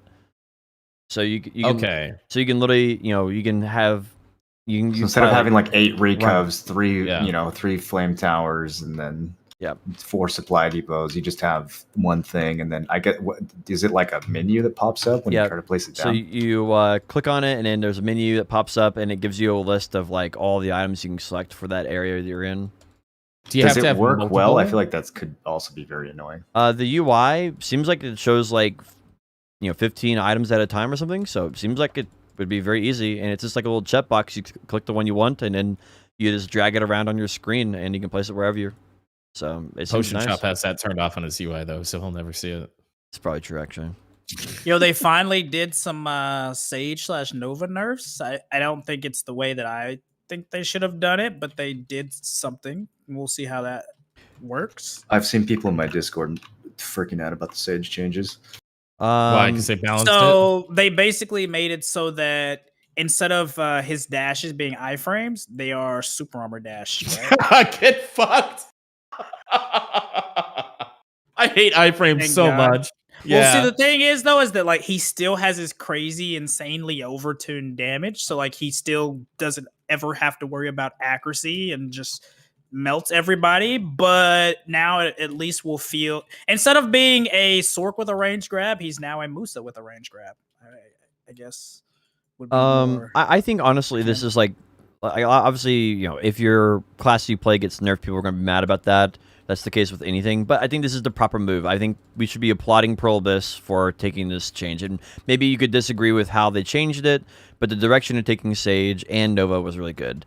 The two things they did. I imagine we would have had to wait a year, so I will say I'm surprised that they actually did. I think this is good, like for sure. I'm sorry. What part of this change are you going to applaud? The part where they constantly come out with overhyped, overtuned characters, and then bait people into buying into it, buying inventory, buying all these battle passes, to be negative, and then right? A year later, they balance it. Yeah, no, it's not easy to be negative. It's predatory. It's easy to be negative. This is a good change. This is a good change. We should be positive when it's a good change. We should be negative when it's a bad change, right?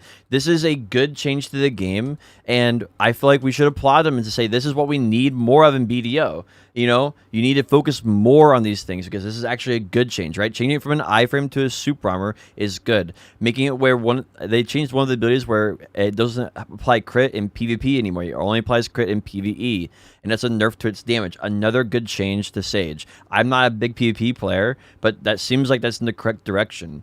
And in Nova, they did some changes to Nova as well that were tailored towards PvP.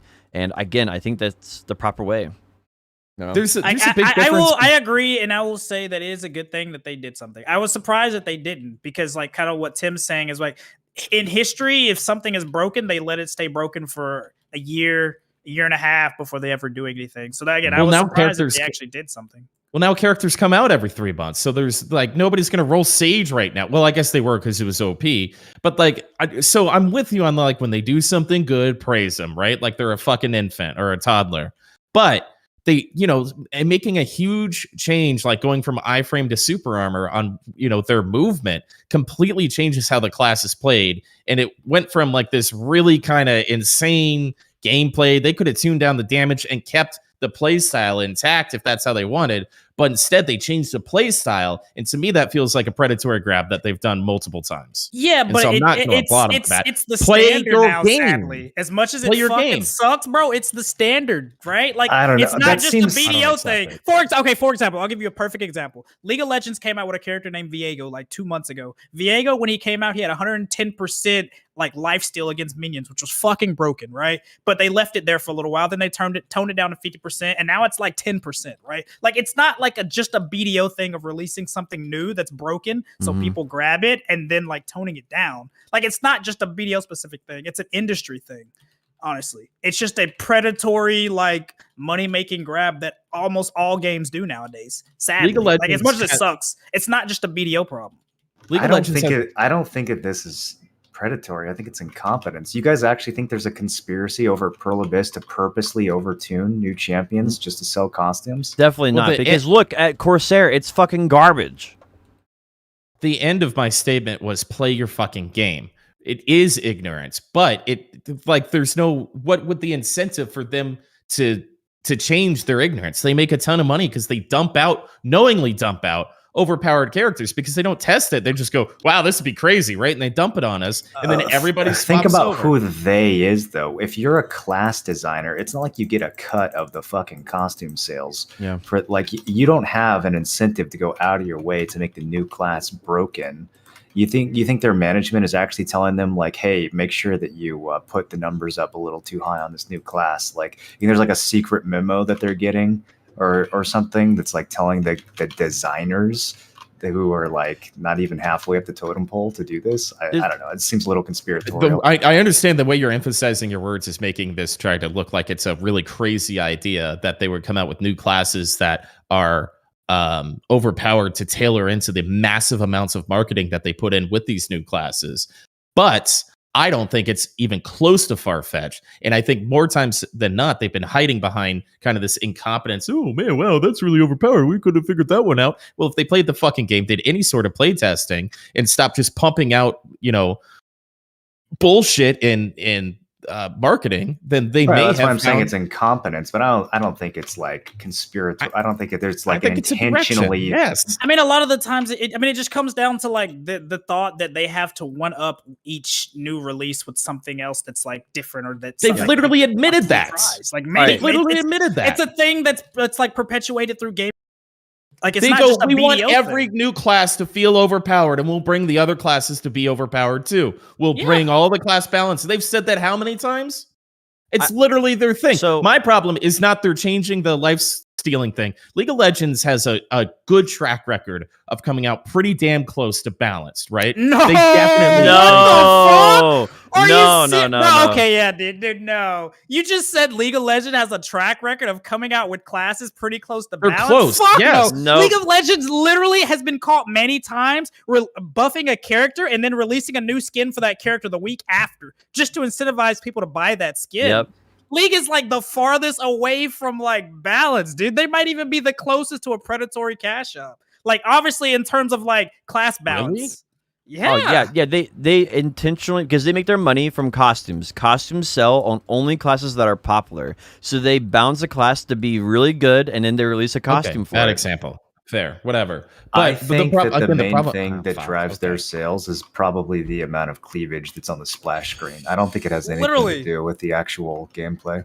Now, Okay, so the point I was trying to make real quick was the problem I have is not tuning numbers back and forth, but like large sweeping iframe to super armor, like that massively changes how a character feels and plays. If Sage was overpowered, I would have much rather have seen them leave the iframes, even though I fucking hate iframes, and just turn the numbers down. So just turn the fucking numbers down. This is actually does not, in my opinion, does not change Sage very greatly, because what does an iframe do that's different than a super armor? It mitigates damage that you otherwise would have taken.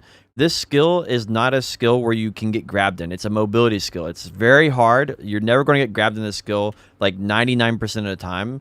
And so that's not a factor, right? And if you're talking about the damage side of things, in a 1v1 scenario, you're not using this skill, and you're not going to be taking damage during this skill because it doesn't matter, right? So the only time this matters is in a large scale scenario where in the middle of the pack and you do your iframe to mitigate the damage.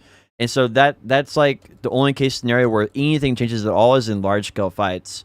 I think this is honestly a really healthy change, and I don't think it's a big change. I think it's actually a very small change. Yeah, to be honest, I think it's kind of a token change that looks bigger than it is. Like as someone who mained Awakened Sage for a minute before I quit, I would much rather get this nerf than have my damage nerfed. If I had to choose, let me keep the damage, but yeah, sure, set my shitty little dash to be a super armor instead of an iframe. I mean, that dash was so garbage when that class came out anyways. Like, they had to buff the fuck out of that dash before it was even decent. And they buffed it too much. They toned it back. That's fine. As long as I get to keep my damage, I'm not rolling off that shit. It's still a super fun kit. I think this is just a knee-jerk reaction, and the natural tendency of anything is always to go to the most negative thing and amplify it by a bazillion, bro. Come on. No, plus, I think that the game just needs less iframes. Like, it's a bad mechanic. They shouldn't have even had iframes in that game to begin with. Or if they were there, they should have been way more fucking limited. Yeah, well, that's a whole different conversation. I hate when they make sweeping changes like that. Like changing an iframe to a super armor is very often a big deal. But they should do it to Sork next. Yeah, I think actually I would say Striker Awakening on his 100% first, and then second you do it to Sork. Striker Awakening needs to be rolled back to like 2018. Everything they've gotten in the past 2 or 3 years has been so over the fucking top. I can't even believe what the thought process around it is. All I'm saying about the Sork change is that the Sage change and / Nova change is I'm glad they actually did a change with instead of leaving it in its state for over a year like they tend to do. That's all I'm saying.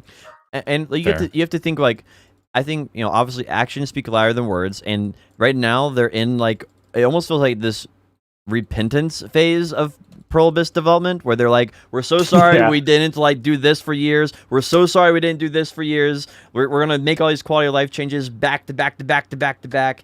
And so I feel like right now, like, this is not out of maliciousness or hate or anything like that. This is like, they just think this is probably the best change for the game's PvP right now. And I agree with them.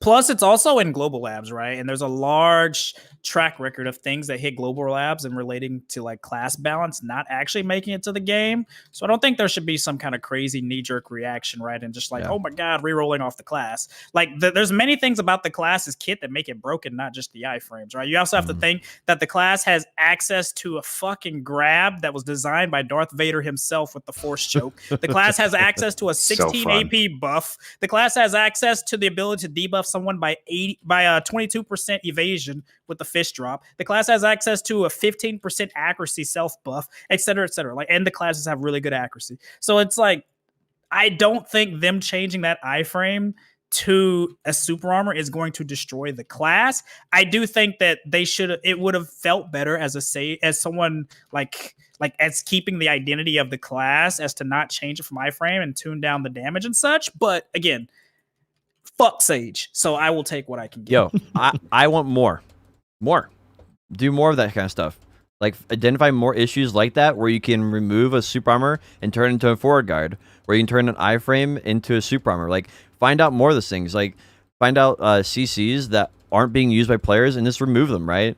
Like, those are the type of changes that they need to do to make the game more healthy overall.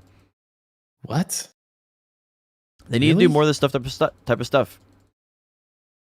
To what end? They need to change super armor? I'm not engaging on this. I take it back. They need to just release BDO Classic and cancel Awakening. Yeah.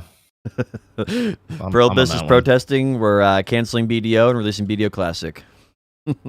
Coming to you. I don't know. I'm happy for you guys that you're getting all these changes and stuff, but the more I think about it, the more I feel it's just this weird, disingenuous, last ditch effort kind of thing.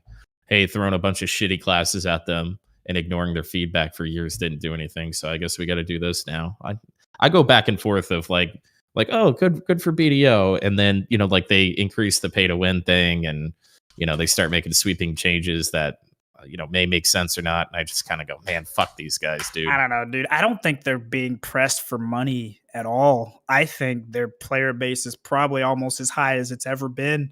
Honestly, like you can Well, see, they're Video building mobile like parts and 2 stuff. new headquarters or some shit. Did Yeah, you like guys see all that they're news? like Bro, they're they not are strapped for money. rolling in money right now. They're Their And, new.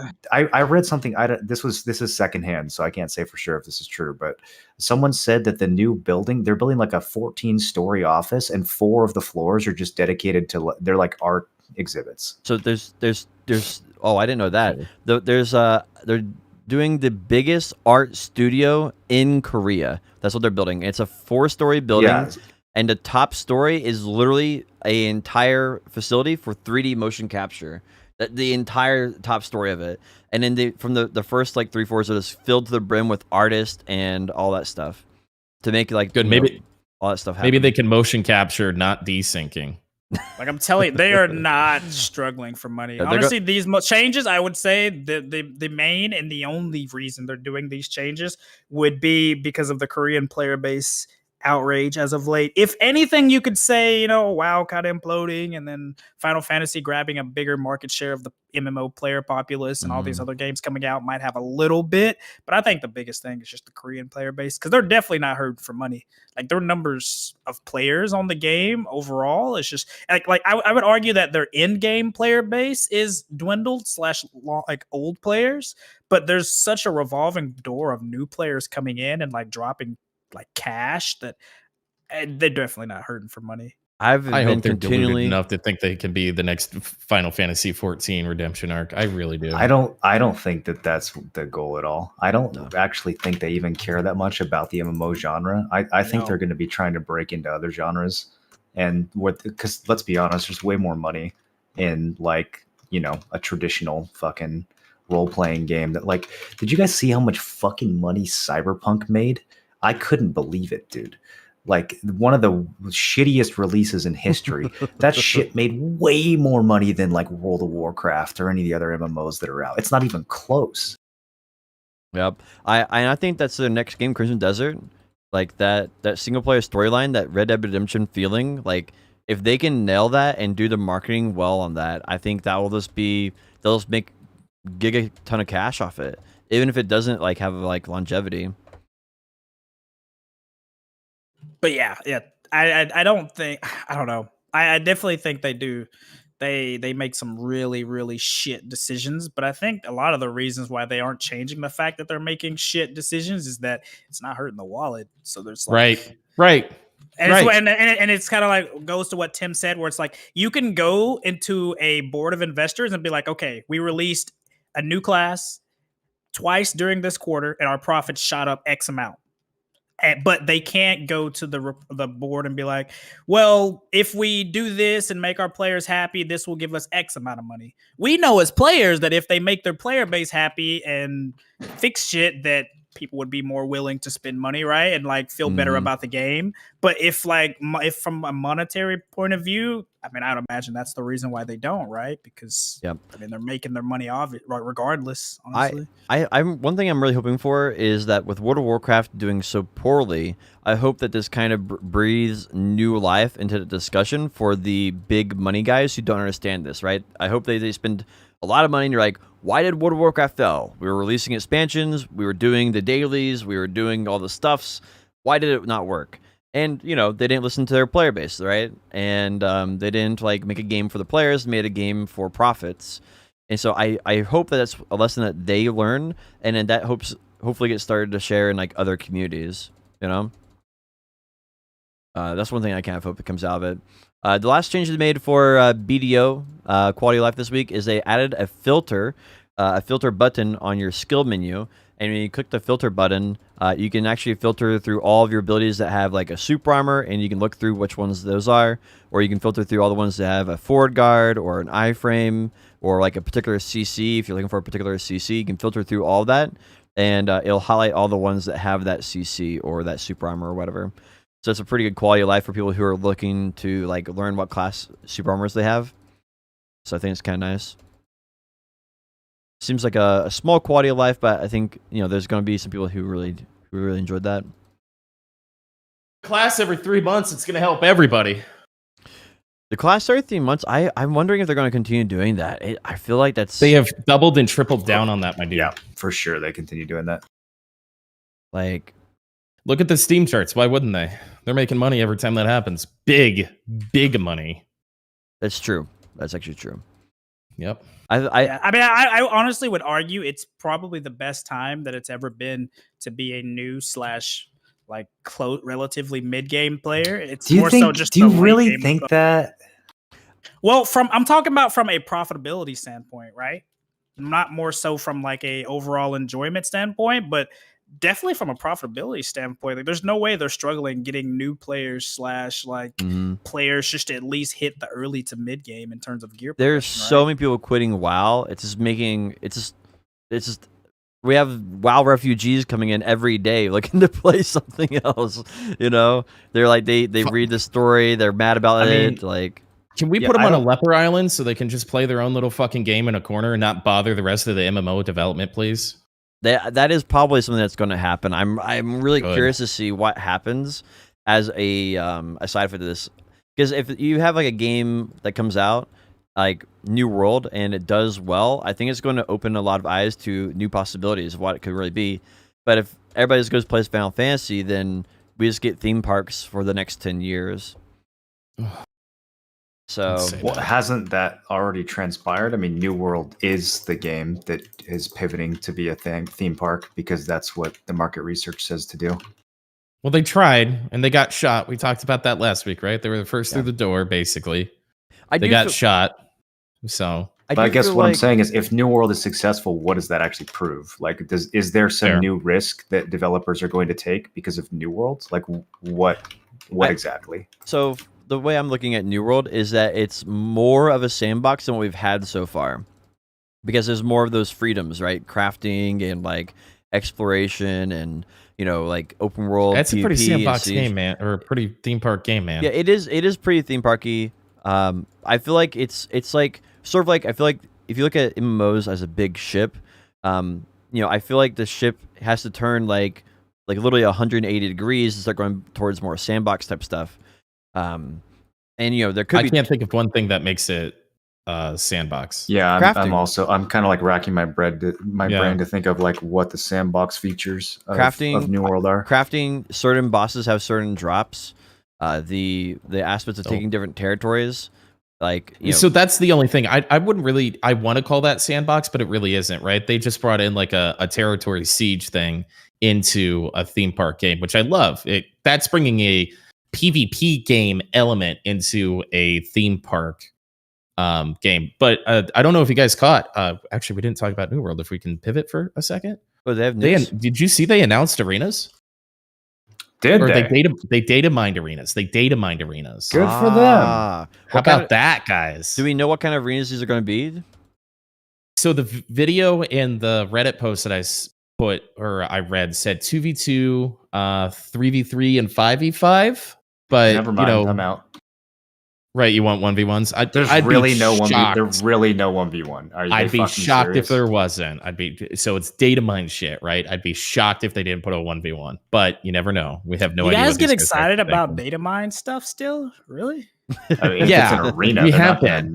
If that's in the files, that's probably going to get added, bro. I mean, yeah, that would be huge. That would give it some longevity and may even force their hand, whether they know it or not, to like start thinking about PvP seasons, and kind of restarting the map, you know, as it may be. I think that'll could result in arena being the thing that balance centers around, and large scale might get fucked as a result. So we'll see what happens. Man, that'd be terrible, because you know we've said it many times before. You know, the time to kill in New World is pretty fucking spot on. It's very good, yeah. Which is just such an I want to say that at least once per podcast, because I don't think people realize how big of a deal time to kill in MMOs are. I don't think people talk about time to kill in BDO nearly enough, because that is the biggest it's hard to nail down what the biggest problem. Almost never been correct in any MMO ever, and when it is correct, it is like one of the biggest things that makes the fighting continuously enjoyable, like fight after fight. Darkfall's time to kill, the original Darkfall, was super good, and it even translated in large scale pretty well too. I can't think of another game that Last Oasis's time to kill wasn't bad. Large scale got Yeah. a little sweaty, but it still wasn't bad. What is the But main factor that like makes that time to kill worth it? Is like the ability to stand back up and fight back, or the ability to If you stand up can and run away? 1vx, that's a really good That's what barometer. it really is if you comes can down to. 1vx. It's the potential to outplay larger groups of players. I think that's the main thing where you feel it. So you Like see it in a if you game have- like World of Warcraft, you can never 3v1 in World of Warcraft. Like unless you're like, you know, I don't know, maybe if you're like a decked out like engineering mage in Classic and you're fighting against people who are just absolutely have the monitor turned off, like, you know, there's someone's going to come up with some example of some PvP montage where that happens. But for the most part, like if the people are halfway decent, you cannot ever 3v1 in that game.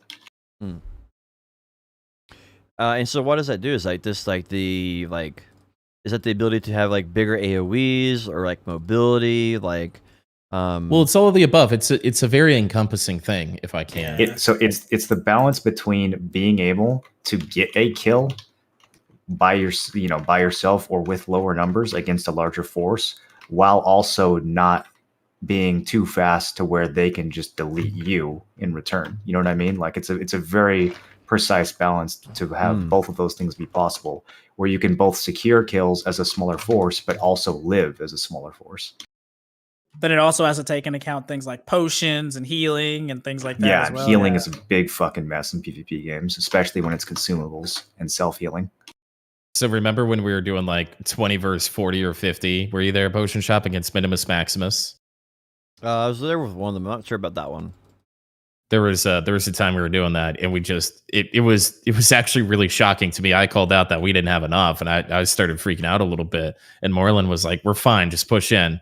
And we pushed in, and we surrounded them. We outplayed them. We had higher game IQ. We were just kind of better in general, and we strung them out. You know, we were coordinated, and we did it. And so that's how like good time to kill plays out in large scale, is when you're outnumbered at least 2-1.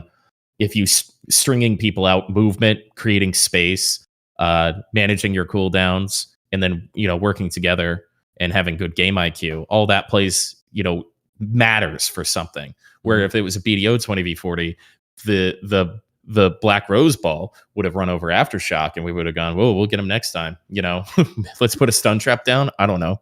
So yeah, in BDO, it's just basically, do you have the gear to 20v40 or not? Right. Like, right. And if you have the gear, you can do it. But if you're equally geared and you're 20v40 in that game, the ability for the 20 to beat the 40 is, I mean, I would even argue if they're it's very better at the game, it's slim. I would argue it's not even gear nowadays. It's do you have the right class composition? Right. Arguably more so than that. Yeah. Well, because everybody's got gear, right? Yeah, it's free. Everybody has gear, and also like class transcends gear, where it's like a sage with 100 less gear score than you will always do like much better than you with much less effort.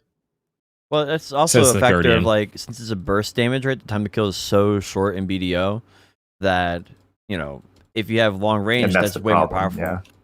And they've acknowledged that it's a problem too. Remember when they had all that, they gave us all that health buff stuff, and that just like showed the cracks of all the other bad development and mechanics that they had in the game. So that was to try to get rid of, to try to cure time to kill. And then they just took it all back.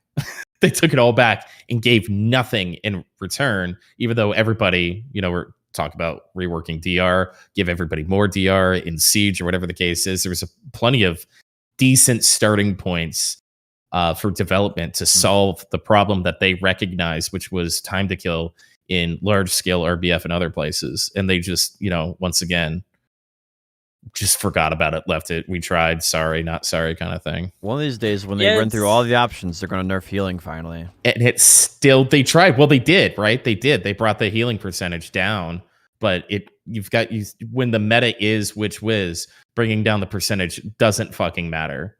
And then the PA nerf almost mattered, but then nerfing PA unironically buffed witches and wizards because they're so overpowered that now they can just kill people more instead of worrying about if they're PA'd or not.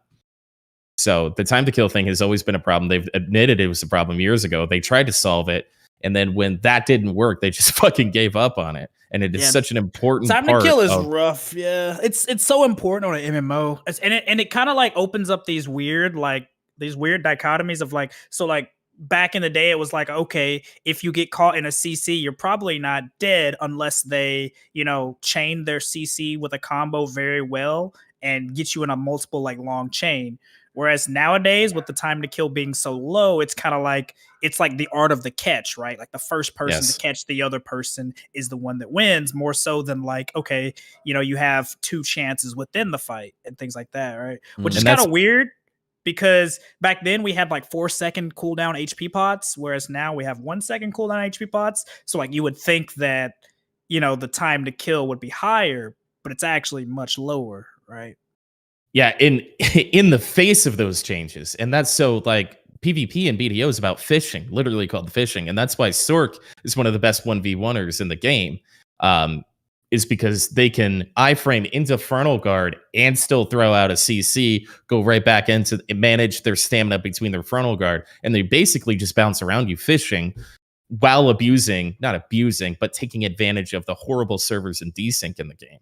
Oh, so, yes. People who say Sork is bad, all you have to do is manage your stam versus your frontal guard and fish for CCs, and then you win. That's it. Have 269 Kudum. I would argue that the lower potion cooldown actually makes the problem worse, because what you have is you're essentially diminishing the ability to poke, and you're making the game more and more just about nothing other than burst damage. That's a good point. So then the only way people die is if time to kill is fast enough to where you can kill them in a single CC, because if not, they'll just heal back to full by the time you CC them again, and the fight will go forever. That's very so true. Actually giving players that much self-healing even just makes the problem worse. The thing is, you can't fix burst damage until you fix healing, because if you fix burst damage first, then everybody's unkillable because all the healing in the game is too strong. So the first thing you have to do is healing, and then you can nerf burst damage, and then the game would be in a playable state with a lower time to kill, and the healing would be so absurd. I don't think I could disagree more. What? What do you want? Why do you think your solution would be?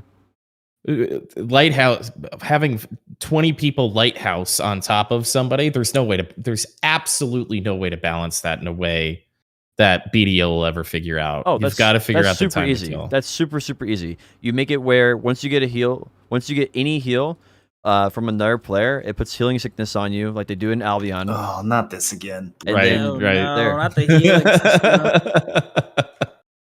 And then the healing and the time to kill are 2 very separate things. You can have good time to kill and then deal with healing later. I think they are okay with how healing is in PDO.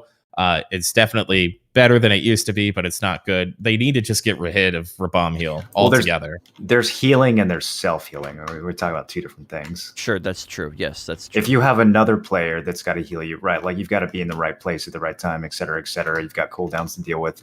We're talking about self-healing being super high. If you have a potion that a fairy is chugging every 2 seconds, and you can just run away and reset the fight, then of course fights are going to revolve around one comboing and bursting, because otherwise literally no one will ever die. At least in small scale.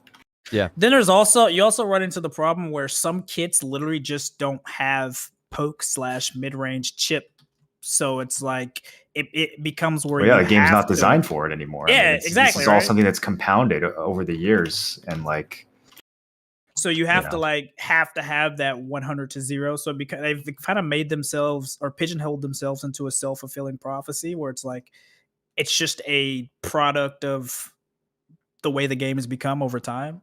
Well, yeah. Did they ever give the spear throw spam back to Warrior? Yeah, they did. Yeah. Did they? Good. Okay. Now that it's back, I never see Warriors use it. It's not that good. Why spear throw when you can T-pose on stage? It's sort of a catch-22 right now, right? Like because the ultimate problem is time to kill is too fast right now, right? It takes too short of a period to kill someone in BDO. Well, if you lower the burst damage, which would increase the amount of time it takes to kill somebody, then people become unkillable because the healing is so strong. Single healing, not in group healing. The single healing is too strong. And if you fix the healing, then it just makes burst damage even more powerful on long-range characters, like Merlin was saying. And so they're in a catch-22 where they can't fix one without fixing the other. And so, you can see that when they buffed the HP bar, right? When they buffed the HP bar, it just emphasized all the other issues in the game because they didn't fix. At this point in the game, if they fix anything in large scale PvP, they have to fix two things at the same time, right? If you reduce, like, let's say we want to fix the grab meta, right? Like, if you want to fix the grab meta, well, you have to reduce the number of super armors or make it where grab doesn't go through super armor and then reduce super armors. But if you do that, then you have too many CCs. So you can't fix grab meta or super armor meta or CC meta without fixing kind of like all three of them at the same time. You can't fix time to kill without fixing healing, because in either case you make the game fundamentally worse than it currently is if you just only change one. That's the magic of New World having great time to kill. Because they don't have to fix two, right? It's already good enough, so they only have to tweak like one little small thing here or there. The scary thing though is that it can all go away, because I would argue BDO had phenomenal time to kill. Yeah, if New World comes out with Awakening, we're fucked, right? Yeah, then it's yeah, all like over. literally, that's the scary part, is that it can all go away. Well, power creep is what was the enemy of BDO, and so that's going to be a very interesting question to see how they deal with power creep. Because if they just make it where the next healing staff 2.0 does, the healing wand does more healing than the healing staff, and the next battle axe, does more damage than the current two-handed battle axe, like, then that power creep could quickly get out of hand and make the game be a BDO situation.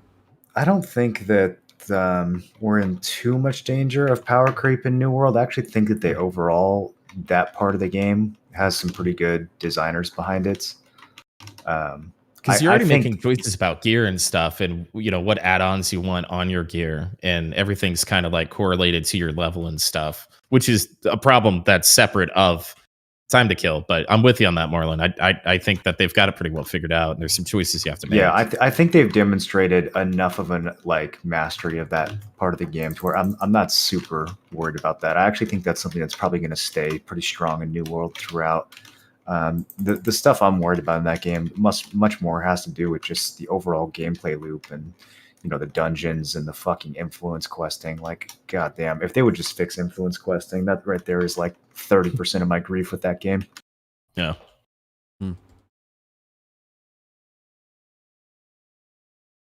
So was there any other interesting stuff in the data mine? Yeah, I mean, there's a bunch of new weapons. There's a Void Gauntlet. Right. That look. Did you see all that? Yeah, I saw the Void Gauntlet and the Great Sword, and then I think there was like a pistol or something. Yeah, I don't really care so much about reading about weapons and how they work and stuff, but there's that I looked stuff's at all going to change before it gets right. released anyways. But the most important part to me was the arenas coming out, and I think there was some sort of tournament mode that's supposedly coming out, but there were just very few details about it. So I don't know if that's going to be like a built-in Arena of Arsha double elimination kind of thing, or that's just completely up for interpretation. But it does seem that they are going to give the PvP, right? They're coming out with more dungeons or whatever they want to call those monstrosities. They're coming out with variations of the current dungeons, and there was no information on that either. Whether right, it changes somehow, right? They're trying to make heroic. They're already adding heroic dynamic, modes to basically that aren't even completed. Awesome. If they do a 600 gear score version of it and they add some like really cool cosmetic that you can put in your house, or like a trophy buff, or like you can earn a costume for your character that you can only get one piece of each part of the costume through the dungeon, I think that would be a really cool 600 version of the dungeon. And also, it would be cool if the dungeon design was good, which it isn't, right? Like, if they just have a 600 gear score version of Army and Excavation, like, please fucking shoot me. Don't make me do that dungeon anymore. Like, if they actually add new mechanics that are good and the dungeons are challenging and interesting, yeah, sure, add heroic mode and put new mechanics in and change the dungeons to actually be fun to run. I will say, please don't just add a scaled up version of the dungeons they already have. The first two dungeons I feel like are pretty bad. I feel like all their ones were pretty good. Like, I enjoyed all their ones. It didn't read like a heroic to me. It was variation. I believe that the term was variation that they used, or that was in there. Well, it's a data mine. It's just a footnote, right? That's all that is. They're like, this is the version 2 or whatever, and they put whatever they want to call it. So that could be whatever. Okay, so I have an idea. Stick with me for a second. All right. So, you guys remember Shadow Arena? Oh, dude, too soon. What if they added that to New World? Huh? Too soon, dude. Oh, did you see that new game that came out? Nakaraka? Waka? Yeah. It's supposed to be pretty good. It's Shadow Arena, dude. It's kind of Shadow Arena, yeah. Shadow Arena. It's like if Shadow. Oh fuck! I keep biting my tongue. If Shadow Arena actually like wasn't BDO and made sense and had vision and mattered, I can't. I want to play it, but I'm looking at it and I'm going like, okay, oh god. the Shadow Arena was so good, dude. Just when they made it a standalone, they fucked it. Fucking idiots. It's impressive how poor that is done. Okay, don't you guys think that New World is perfect for that? Imagine you drop into like Shattered, like an instance version of Shattered Mountain, and you have to go around killing mobs and getting loot, and then fighting other players. Like, would that not be fucking sick? I think that'd be really let's good. go back to the period of adding a battle royale to every game. I do. But think the formula is actually very good. They just no one executes it, dude. Shadow Arena was so good when they first added it. it comes down to it just hasn't gone anywhere. It comes down to every time you add a game mode like that, you splinter your player base. It's sort of like the whole problem with Heroes of the Storm can't make it allow you to select your map because it does not have player base to support it. I feel like that's an easy problem to solve. Just make it cross server queues. New World will have infinite number of people if you do cross server queues for something like that. I do think that they do have this system there for it, especially with the way gear, you don't really enhance it. The gear that you get as a drop is the way it's going to be, or the gear that you craft has what it's going to have. So I do think they do have the gearing system there to make it good. I will give you that, yeah. One thing I would say, though, is I feel like I would rather them just make the regular open world of the game better, right? The same argument that you had where, like, you know, the expeditions are taking away developer time from making the open world cool and interesting. The same thing is true for, like, the 20v20 Outpost and, like, if they did this, you know, Shadow Arena for New World. You know, I feel like that just takes more and more developer time away from their ability to actually make the open world have interesting activities to do. I know, I'm just wishful thinking. It would be pretty fun though to be. Maybe they can do it. Arena. Maybe they can do like the season of New World Arena, and it'll just be 3 months of it, and then that'll be it. I don't know. I think it'd be kind of fun. It would. It would be very fun. There's no doubt about that. Because they have the perfect mobs for it, and the mechanics are interesting. Like, can you imagine like having to go out and mine ore real quick and like go back to the town and like smelt it or something and like craft your gear real fast? Like, find like No, now you're losing me. Leave the crafting out of it. Just kill mobs, pick up items, put them on, and fight players. That's perfect. I played one of those. It was like Realm Royale or something, and it was actually centered around crafting. Like you could just kill people for gear. But like the best gear in the battle royale was from crafting, and it actually was really interesting because it would bring kind of like how Apex has added it. If I know none of you keep up with Apex, but it turned into like these points to fight over and stuff. It actually worked shockingly well to have crafting in a battle royale because everybody shows up at the blacksmith, and then you're like, oh gosh, you have 20 people fighting over blacksmith gear, and there's a big pile. You could steal their stuff, and it was actually a really smart idea. It worked really well. It was super fun, underfunded, and undermarketed. It has to do well. I mean, you can't just make it where it's just like you're just 80% of the time playing AFK Arena, you know? Every time, Potion Shop, you say they just need to make the game better, I take a shot. They do need to just make the game better, though. It's a dangerous game. Let me know what the rules are.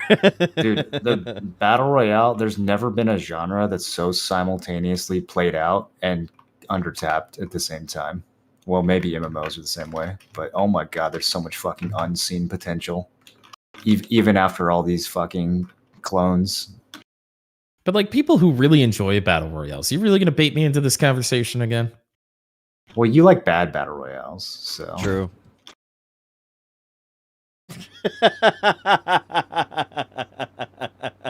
He's gone.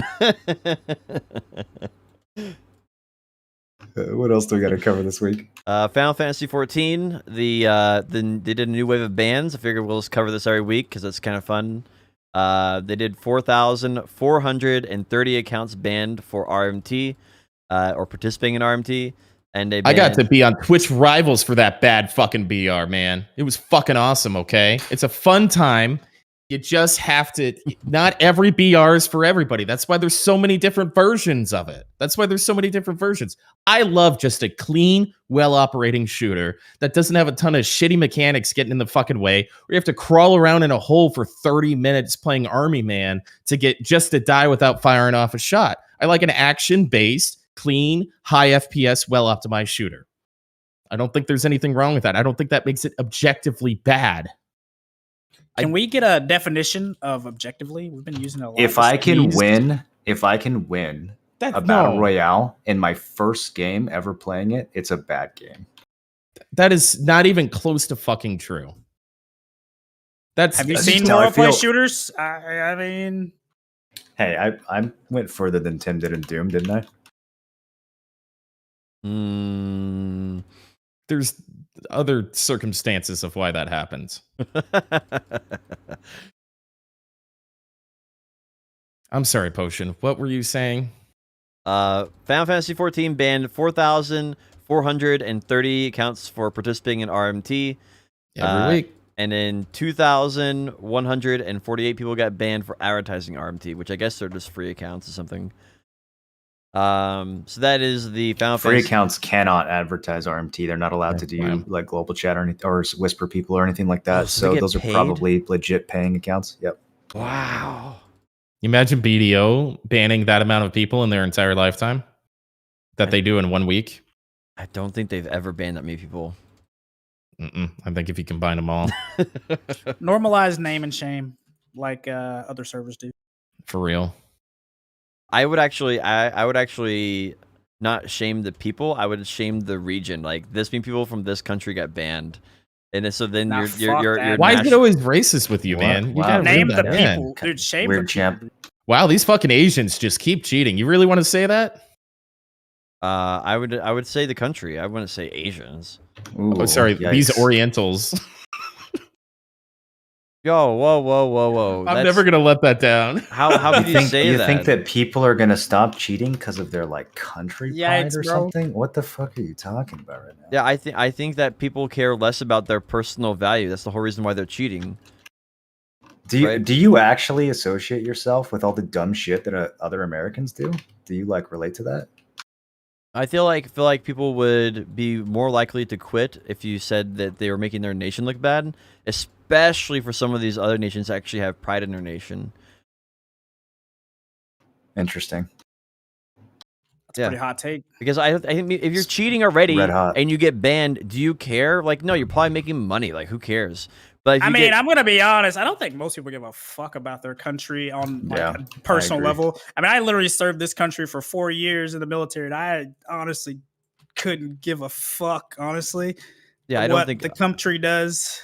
I think a lot of other, not maybe a lot, but I think there are countries that do, especially Korea. Korea definitely cares a lot. I feel like people would just purposely North fire Korea. up a VPN and change their country to one they don't like and get banned on purpose. Let's get the French start the shit. fuck out of here. Let's do that. Let's all VPN to France.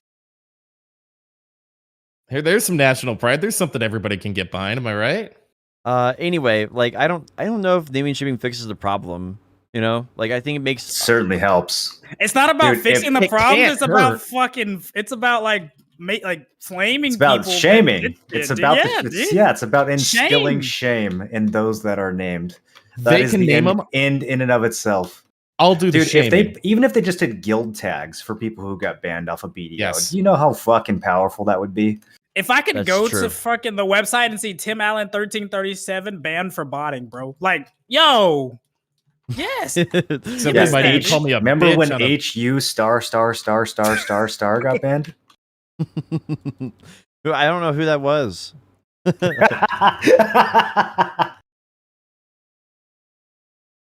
It was Tony. No, I don't know. Like I feel like there should be like if my goal, if I wanted to see names, would be making it where it happened less often, right? Where it'd be next time instead of being 4,000 bans, it'd be 3,500, and then like making it where less people would be incentivized to like. I want to create a system that would be like that. Like naming and shaming feels good on a personal level, but I don't think it helps the game. You know what the worst part of me being helps arrested society. would be? Yeah, is like when I get booked for being arrested, my fucking mugshot is on the internet for everybody to see. My name's there. I look like shit, and I just got arrested for something. You literally get named and shamed when you get fucking arrested for doing a crime. I have no idea what the problem is for cheating in some fucking shitty pay-to-win game. Yeah, but you don't. You're. It's not your real name. It's your fake name. That's why it doesn't matter. If it was your our real name that got identities are released, so tied to Bro. that. That's your identity, dude. My Dude, fake listen, name matters people's- way more than my real name. Bro, literally almost every time I go to a Yeah. new MMO, day one on that MMO, there's a Blade Boquest joke about fucking exploiting and shit. Like literally that stuff does follow you, honestly. Like depending on who you are. yeah, I guess. Yeah, I I remember think when it's I name remember when Arcade Unchained came out and people were talking about Blade Boquest, like 2 workers, 1 node in the server chat. Like it 100% does follow you, dude. Like the MMO community isn't as big as you think. I guess that makes sense. You know, with that kind of logic, like there's definitely examples of it helping, like naming and shaming, staying with somebody for a long time, and that would be a deterrence for other people doing it potentially. It's chicken soup. How could it be a bad thing? How could it not have a effect that would? It Like could I only guess help. the only thing that could happen is like if you were wrongfully punished or some shit like that, then it could have negativity by you being flamed or like harassed or something. Maybe Mm-hmm. I can see that angle. Rude, But and that's why they probably don't do it. Yeah, I think that's probably the downside of it, right? It's you're enabling people to harass someone by naming and shaming, and so that what if the end result is that someone's committing suicide, right? I don't know. Like, I don't know where the line is on that, but I definitely don't think it's like. I think it's just a gray area. Anyway, Yeah. Anyway, they banned a lot of people. Over 6,000 people got banned. Over 6,500 people got banned in Final Fantasy 14. Paying customers. And then I think that's it for the actual notes for the podcast. I don't have anything else for the notes. Has there been any updates? I still anything think else? that if Tim kept playing that game, he would have got banned. playing what game? Final Fantasy 14. I feel like you would have. You think I would have gotten banned in 14? You just say that about every new game I play, bro. Well, so far You you've know been how banned in many all of them. years I played BDO and never got fucking banned, suspended, or Yeah, anything? dude, but BDO literally has people dropping N bombs and they don't get banned. That's true. There's no moderation at all in BDO. Well, right. So as It's long like a as, shot as in the long as dark. you, But I'm as talking long- about a game like FF14 that's like super Care Bear, bro, where you can get banned for calling somebody a noob or like bad DPS. Like, I know you've that's been banned different. in what Overwatch. I would like, and then you got voice banned in New World already, and then I did get banned in New World. Yeah. Wait, how many Overwatch bans do you have? Is it just one? Oh, yeah, just one. I have a second account where I don't relate to it. So like the Overwatch thing was like, it was a little bit of me playing around on the stream, but it was mostly like me and my buddy Mark would do like drunk threes on Friday nights, right? And we'd get like our third would just be a fucking keyboard driller, and we would just abuse the hot holy fucking Christ out of him. Wait. What do you And consider? I don't- What do you consider? Do you consider like a temp ban a ban? How many temp bans have you got in Overwatch? In Overwatch, temporary, like chat bans and stuff, like all that stuff. A dozen or so. Jesus Christ. And they keep letting you do it? No, I'm permanently banned. After only a dozen offenses, huh? Well, it was more. It was a dozen reported offenses. Honestly, the stuff I didn't get reported for was probably worse than the stuff that I did. Man. I mean, well, don't fucking shame some me. poor How many normie- permanently banned? No, shut up. How many permanently Some banned accounts poor does normie Kerr logs have into in League? Overwatch. That's true. Kerr probably does have a League's lot. in different. yeah, League's but see, the different. thing is, Fuck I'm you. an admitted toxic piece of shit. Okay, like I'm not. But the I'm one that's, not. like trying to defend myself, saying that no, you think I'll get banned on anything? Dude, I'm not that bad. No, me myself, I own up to being a toxic POS. Okay? I have been reformed since my 24-hour suspension in New I'm not World, reformed. okay? See, I'm honest about it. You also aren't reformed, dude. You're just in denial. You are who you are, Tim. I blew up a helicopter. That doesn't make me a bad person. And I didn't get suspended. I was warned for it. I love it. I love it. Kerr, I'm curious. How many did you got a chat ban in New World? That's right. I think I did. Yeah. You never got an email about it? I couldn't use I couldn't like type in chat for like it was a day. It was 24 hours, and I couldn't use chat. But I never got an email. I never got an email for it. I never got my chat was just constantly grayed out for 24 hours. It's possible that was just a UI bug. To be honest, that game was. Yeah, I guess that could technically be. Sometimes the UI just turns itself off. It would be weird that I got a suspension when you would, for basically communicating, and then you got a chat suspension for basically communicating. Yeah. I will build a wall. It'll be the best wall ever. Mexico's going to pay for it. I don't think he got banned. I don't think he got banned for I still don't think he got banned for the Trump speeches. I'm pretty sure it was the 5 or 6 things that were way more annoying and loud than that he was doing that got him banned. I thought everybody was a Thomas the Tank Engine fan, and I just wanted to play it as loud as possible. And the Windows. The Windows ear rape. It was probably the Windows ear rape. Dude, Windows ear rape's just funny. I don't give a fuck. Somewhat disruptive. I think that would qualify as disruptive. Oh, 100%. No, I didn't fight it. I accepted it. I was like, yeah, no worries. Cool. Got it. I will say the day after Tim came back from his ban, he was the most wholesome person you have ever met. Like top to bottom, like different person. Well, I mean, I've said it before. Like, the reason I'm doing this is I want to be a successful guild leader, right? And if I'm running around being a total piece of shit, that's not going to work. And, as time goes on and people get a little more sensitive and the report button gets easier, it gets harder to kind of be, like a 2005 shitlord. You know what I mean? I got to reel it in, edit myself a little bit. There's times to fuck around. There's times not to. And when it comes to, leading a guild in one of the major servers, a competitive guild with a huge combination of communities coming together for a common goal, not the ethics, but the culture of the guild is going to come from the top down. So if I'm a shitlord, everyone else is going to be a shitlord. So I got to reel it in. So when somebody else is being over the line shitlord, I've got to be able to have the context to be able to like, hey, that's, like, we like to have fun and stuff, but here's the line. And you can see that none of us are crossing that line, but you are. So I just got to do it regardless of. Yeah, but Tim, you're like the drunk uncle at the family get-togethers, though, dude, where it's like, yeah, dude, Bosco is just gonna drink himself drunk. Just make sure we send him home by 10. Like you're just the drunk uncle. It's accepted. It's fine. Well, I can still turn my stream off, have fun with the boys, and crack a couple cold ones afterwards. But when we're doing wars, when I'm solving problems, when I'm recruiting, all that kind of stuff, or after we win or lose, big wins and losses, I can't be drunk uncle. Right, yeah, Kerr, I have to be. Kerr is like steadily stirring the pot over there. It's like, oh, is that going to get him? Let's stir it a little more. Well, no, I mean, Kerr's trying to steal the guild. I'm trying to answer these questions because they're common thoughts, right? I hear this before, so I know he's trying to goat me, but I'm answering them seriously because they're actually fair questions. No, this is actually, I'm very glad that you thought this through, because I said this before, but there was a really good chance that I was going to split off and do my own thing for New World, because I was afraid of exactly that you would just attract a bunch of toxic cunts, and I wouldn't want to play with those people.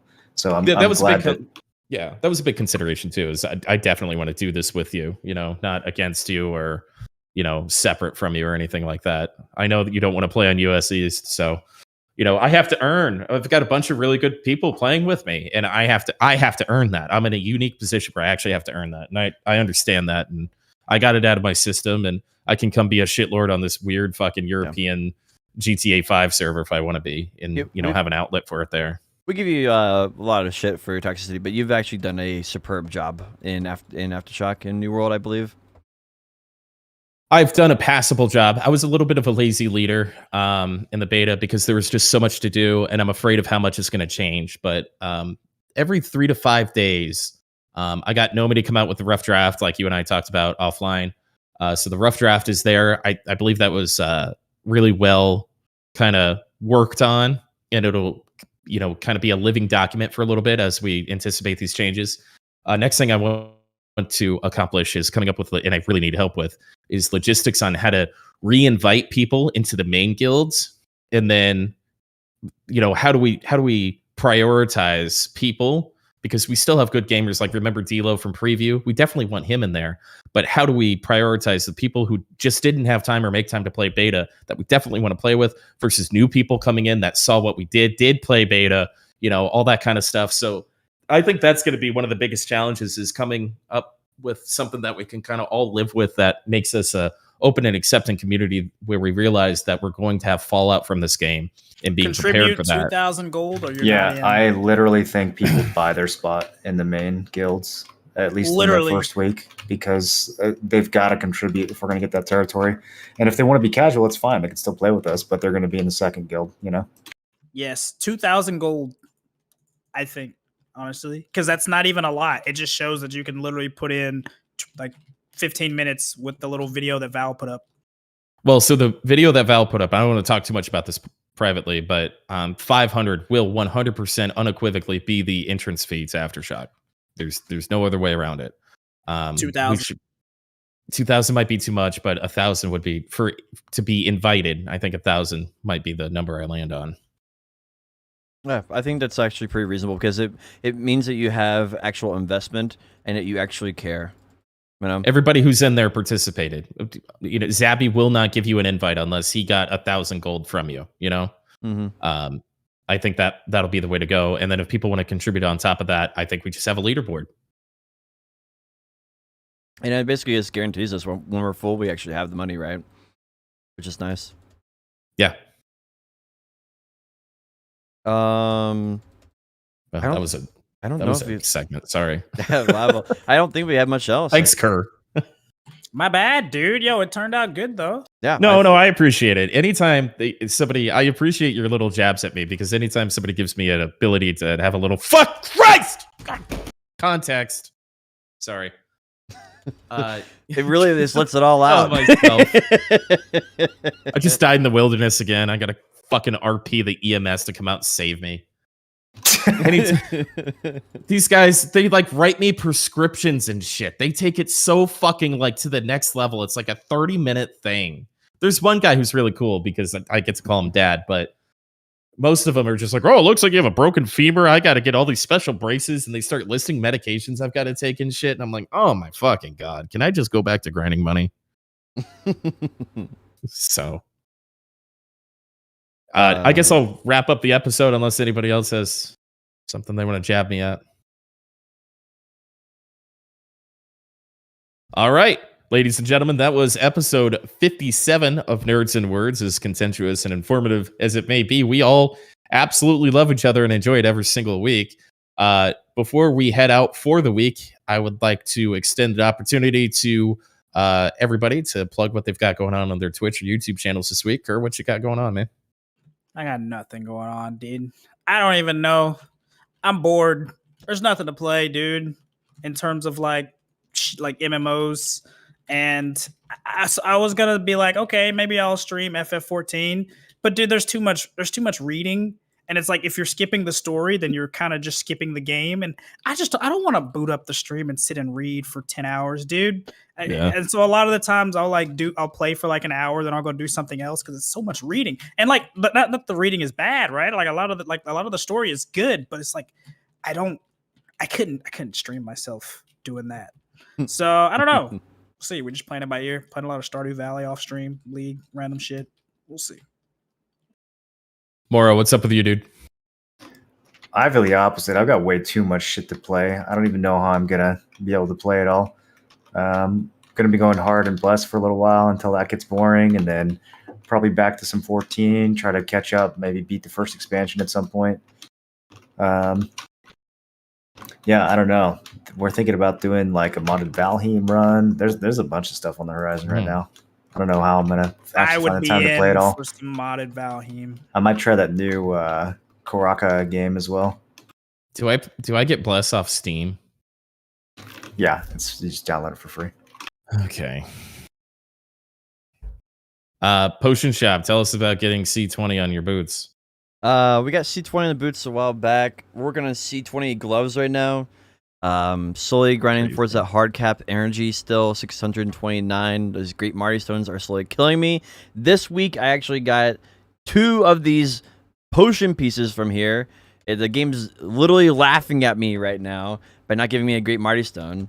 So I've literally gotten like 3 of the Manos closed now and 2 of the potion pieces from here, and still no great Marty Stone. I'm at like 850,000 trash through or something. Like the game is scoffing at me.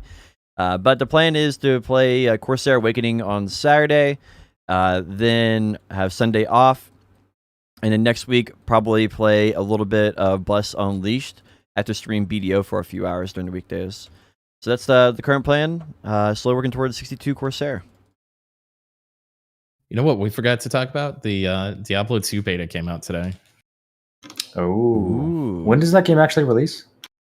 It's like 3 days before New World. Oh, fantastic. Which is probably enough to get the nostalgia out of it, but I don't know. For me, it's probably going to be more RP. I might get back into some Dark Souls. I'm going to check out Bless a little bit. You guys talked me into it. See if I can. I'm looking forward to hearing your hearing your feedback on it. I think you're going to enjoy it up to level 15, and then it's going to like dry up for you. But I think you're going to really enjoy the first 15. I'm just not. I think it'll give you at least an afternoon of enjoyment. Honestly, if they've polished some of the problems that they had in beta, which it seems like they have from like watching Moreland play it here and there. I mean, and I do like the little arena things they have. So I think it'll at least give you a day of enjoyment if that's what you want. I might just play Diablo 2 instead. We'll see. My Crusader build going. But yeah, so thank you guys. It's always a pleasure. That was Nerds and Words episode 57. We're live on Twitch, sometimes Potion Shop, definitely Kerr and Moreland, and Tim Allen 1337 on Twitch. You can also catch our recorded versions of this on Spotify. It's all updated. It's all updated. Finally. Thank you. Please stop asking. Potion Shop's on top of it now. Thank you, sir. And then you can find the recorded video version either on our VODs or Potion Shop's YouTube, not to get it confused with Lotion Shop. So on behalf of Potion Shop TV, Moreland TV, Kerr, I'm Tim Allen 1337. Thanks for stopping in. Thanks for listening. Hope you guys are having a good week, and we'll catch you next time. Cheers.